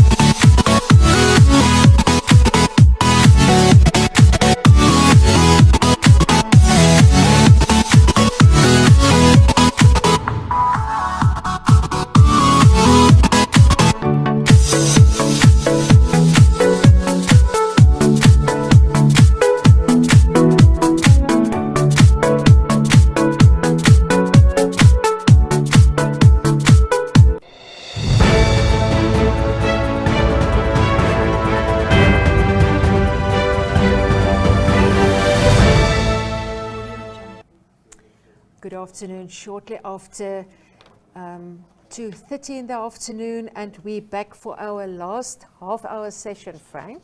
Yeah. Time actually flies where you're here in the hot seat. Yeah, it was actually quite surprising. We thought it would take us quite long to actually reach that stage, and now we've almost reached the end of a 3-hour stint. Just quickly as a backup, we keep on giving you new information. Is it live already? Okay, no, so we can carry on here. We've got some interesting facts for you people here. There are... I'm not Okay, quite sure now we have the Skype interview. Okay, but we hear Okhone. Okhone, do you hear us?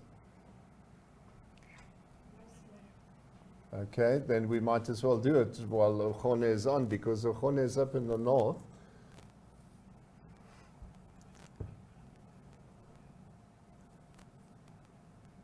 Yes, we can hear you, but we don't get your picture yet. Okay. Yeah, you seem to be starting. Just hang on for Okay, 5 sir, seconds. please, Now we please. actually see you. You can carry on. Please tell our audience about your interview process. How did you find it so far? Okay, let me say the process is very, very, very small because we've been sitting in the queue for more than 12 hours. We're expecting to pass our votes maybe within 3 hours as soon as we get in the voting station. And would you, what do you think was the cause of all of this? I think most people are not quite familiar on how to use the EVM. That's a problem. And I think, especially the first voters, I think they don't know how to use the EVM. So the whole process was like quite a bit, very, very, very small. Okay, Studio, I'll be passing to somebody else in just a minute. So all in all, Okhone, do I have it right? Generally, the people are very dissatisfied with the speed that is currently experienced up there. Yes, I've got another gentleman that is going to air his views on on how his voting day was. How are you finding the whole experience, sir? What I experienced here is just too slow. The process is too slow for ACN, which means that we are not familiar with the process they are using for AVM. Better than to bring the ballot paper so that at least with this moment we could already be home. And then suddenly now, even the elders, they are not so familiar because the ACN, what they do, they didn't teach the elders, especially how to vote with the AVM. It's so difficult for them. They cannot afford. They make the line to be too long because the process there inside it's very slow. Due to that, people are lack of experience. Okhone, just to give a little... Okhone, just to give a little bit of perspective, where exactly in the Umusati region are you currently?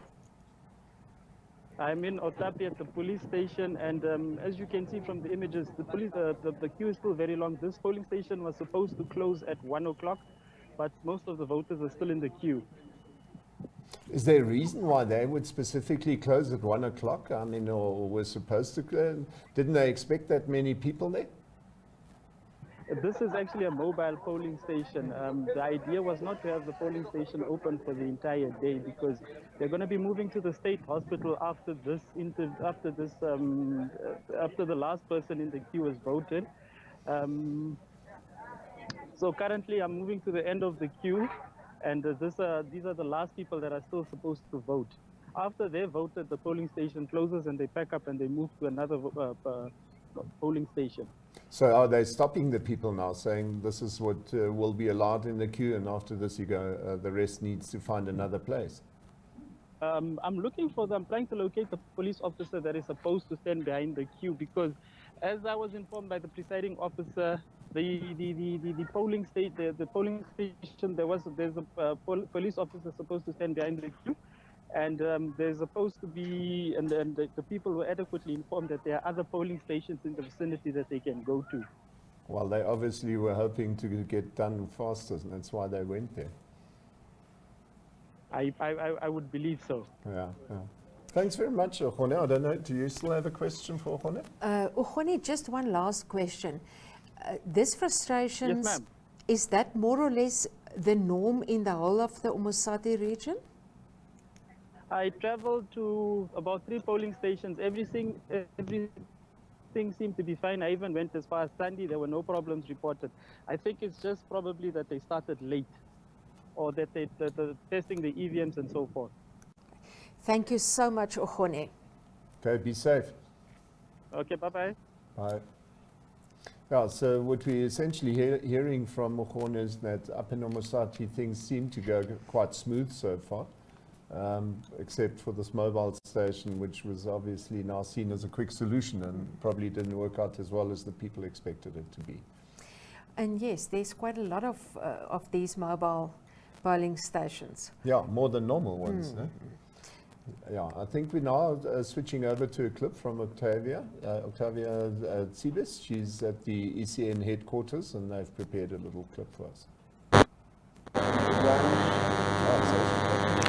Thank you very much. I'm sitting here with Carola Engelbrecht, the director of the Citizens for an Accountable and Transparent Society, or CATS for short.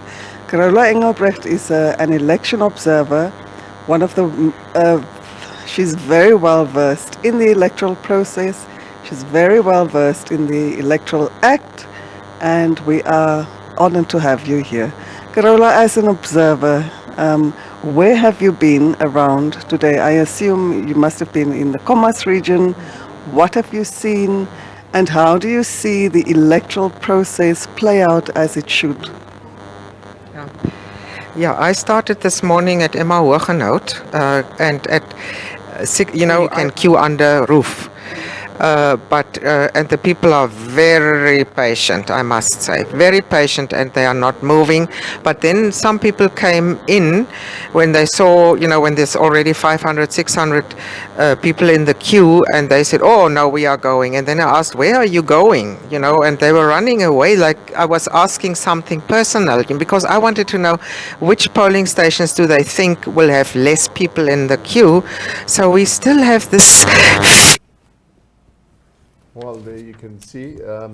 We actually had quite an interesting additional bit of information. One of our people informed us that Facebook is trying to keep track of people that have voted already. I don't think the number is correct because it was only 6,700 people so far, but they're obviously trying. Having said that, we've got another clip coming up from Leandria Lowe. Yes. Okay, we're checking here to Ronga region. And he's been standing in the queue from 6 o'clock this morning at the Kusapmont Community Hall. Philip, you decided you're going to ride it out. The sun is coming out, but you are saying you are going to vote. Yeah, my reason to be in the queue until now, we need improvement in this country. We are suffering. We don't have settlement stay. Where we are now, we are renting, we are paying too much, having our kids, our family, so we have to help them. So now even our wages, they are little for the good result that comes. And we need a new leader that can lead us, that can give us what we want and what we are fighting for. Thank you, Philip. Well, that seems to be quite loaded. He obviously propagates total change, which obviously is up to each of us to decide. That's why we do have an election today. And with that, we change back over to Toivo, who's got another few clips for us, giving different impressions from different areas. Yeah, thank you guys for having me again. So the first piece of information is really just a photo from Augustinium Secondary School in Kadutura, showing a vendor who's really just going on about her business. Life must go on, and that is what she's up to, while of course the rest of the people are queuing. Hopefully she has had a chance to vote earlier on.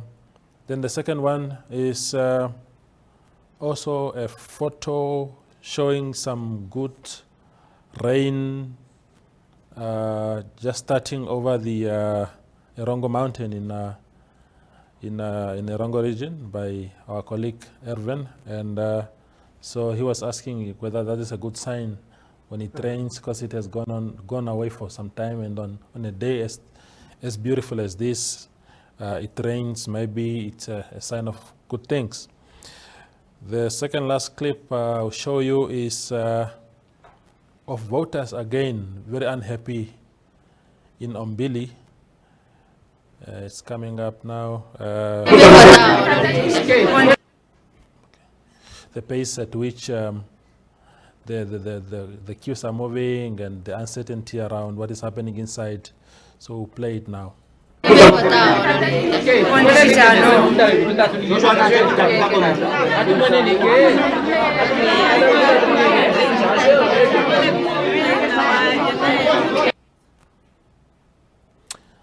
That is in Ombili, and it's from Esther, our colleague.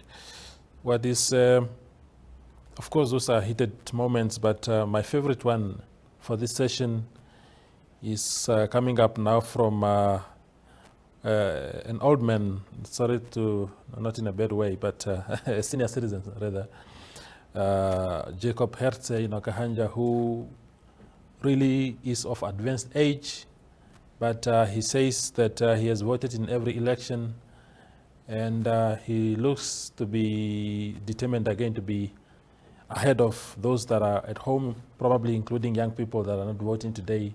He's such an exemplary man. I will show him now. Ons is hier so met meneer Gertse. En wat is uw voornaam? Jacob. Meneer Jacob Gertse. En u sê u is 'n gereelde stemmer. Ek is 'n gereelde stemmer. Die hoeveelste keer is dit nou wat u stem? Stem u elke 5 jaar? Ja. Van onafhanklikheid? Ja, van afhanklikheid. En hoe oud is u nou, meneer Gertse? Ek is 79. Maar dan 'n baie lekker dag vir u. Yes. Thank you, Toivo. Indeed, very inspirational, Mr. Gertse there in Okahanja. Thank you very much. Thank you for your time. And before we are closing this session and switching over to some stats, a wonderful video with rain all the way from Otjiwarongo Ochu area.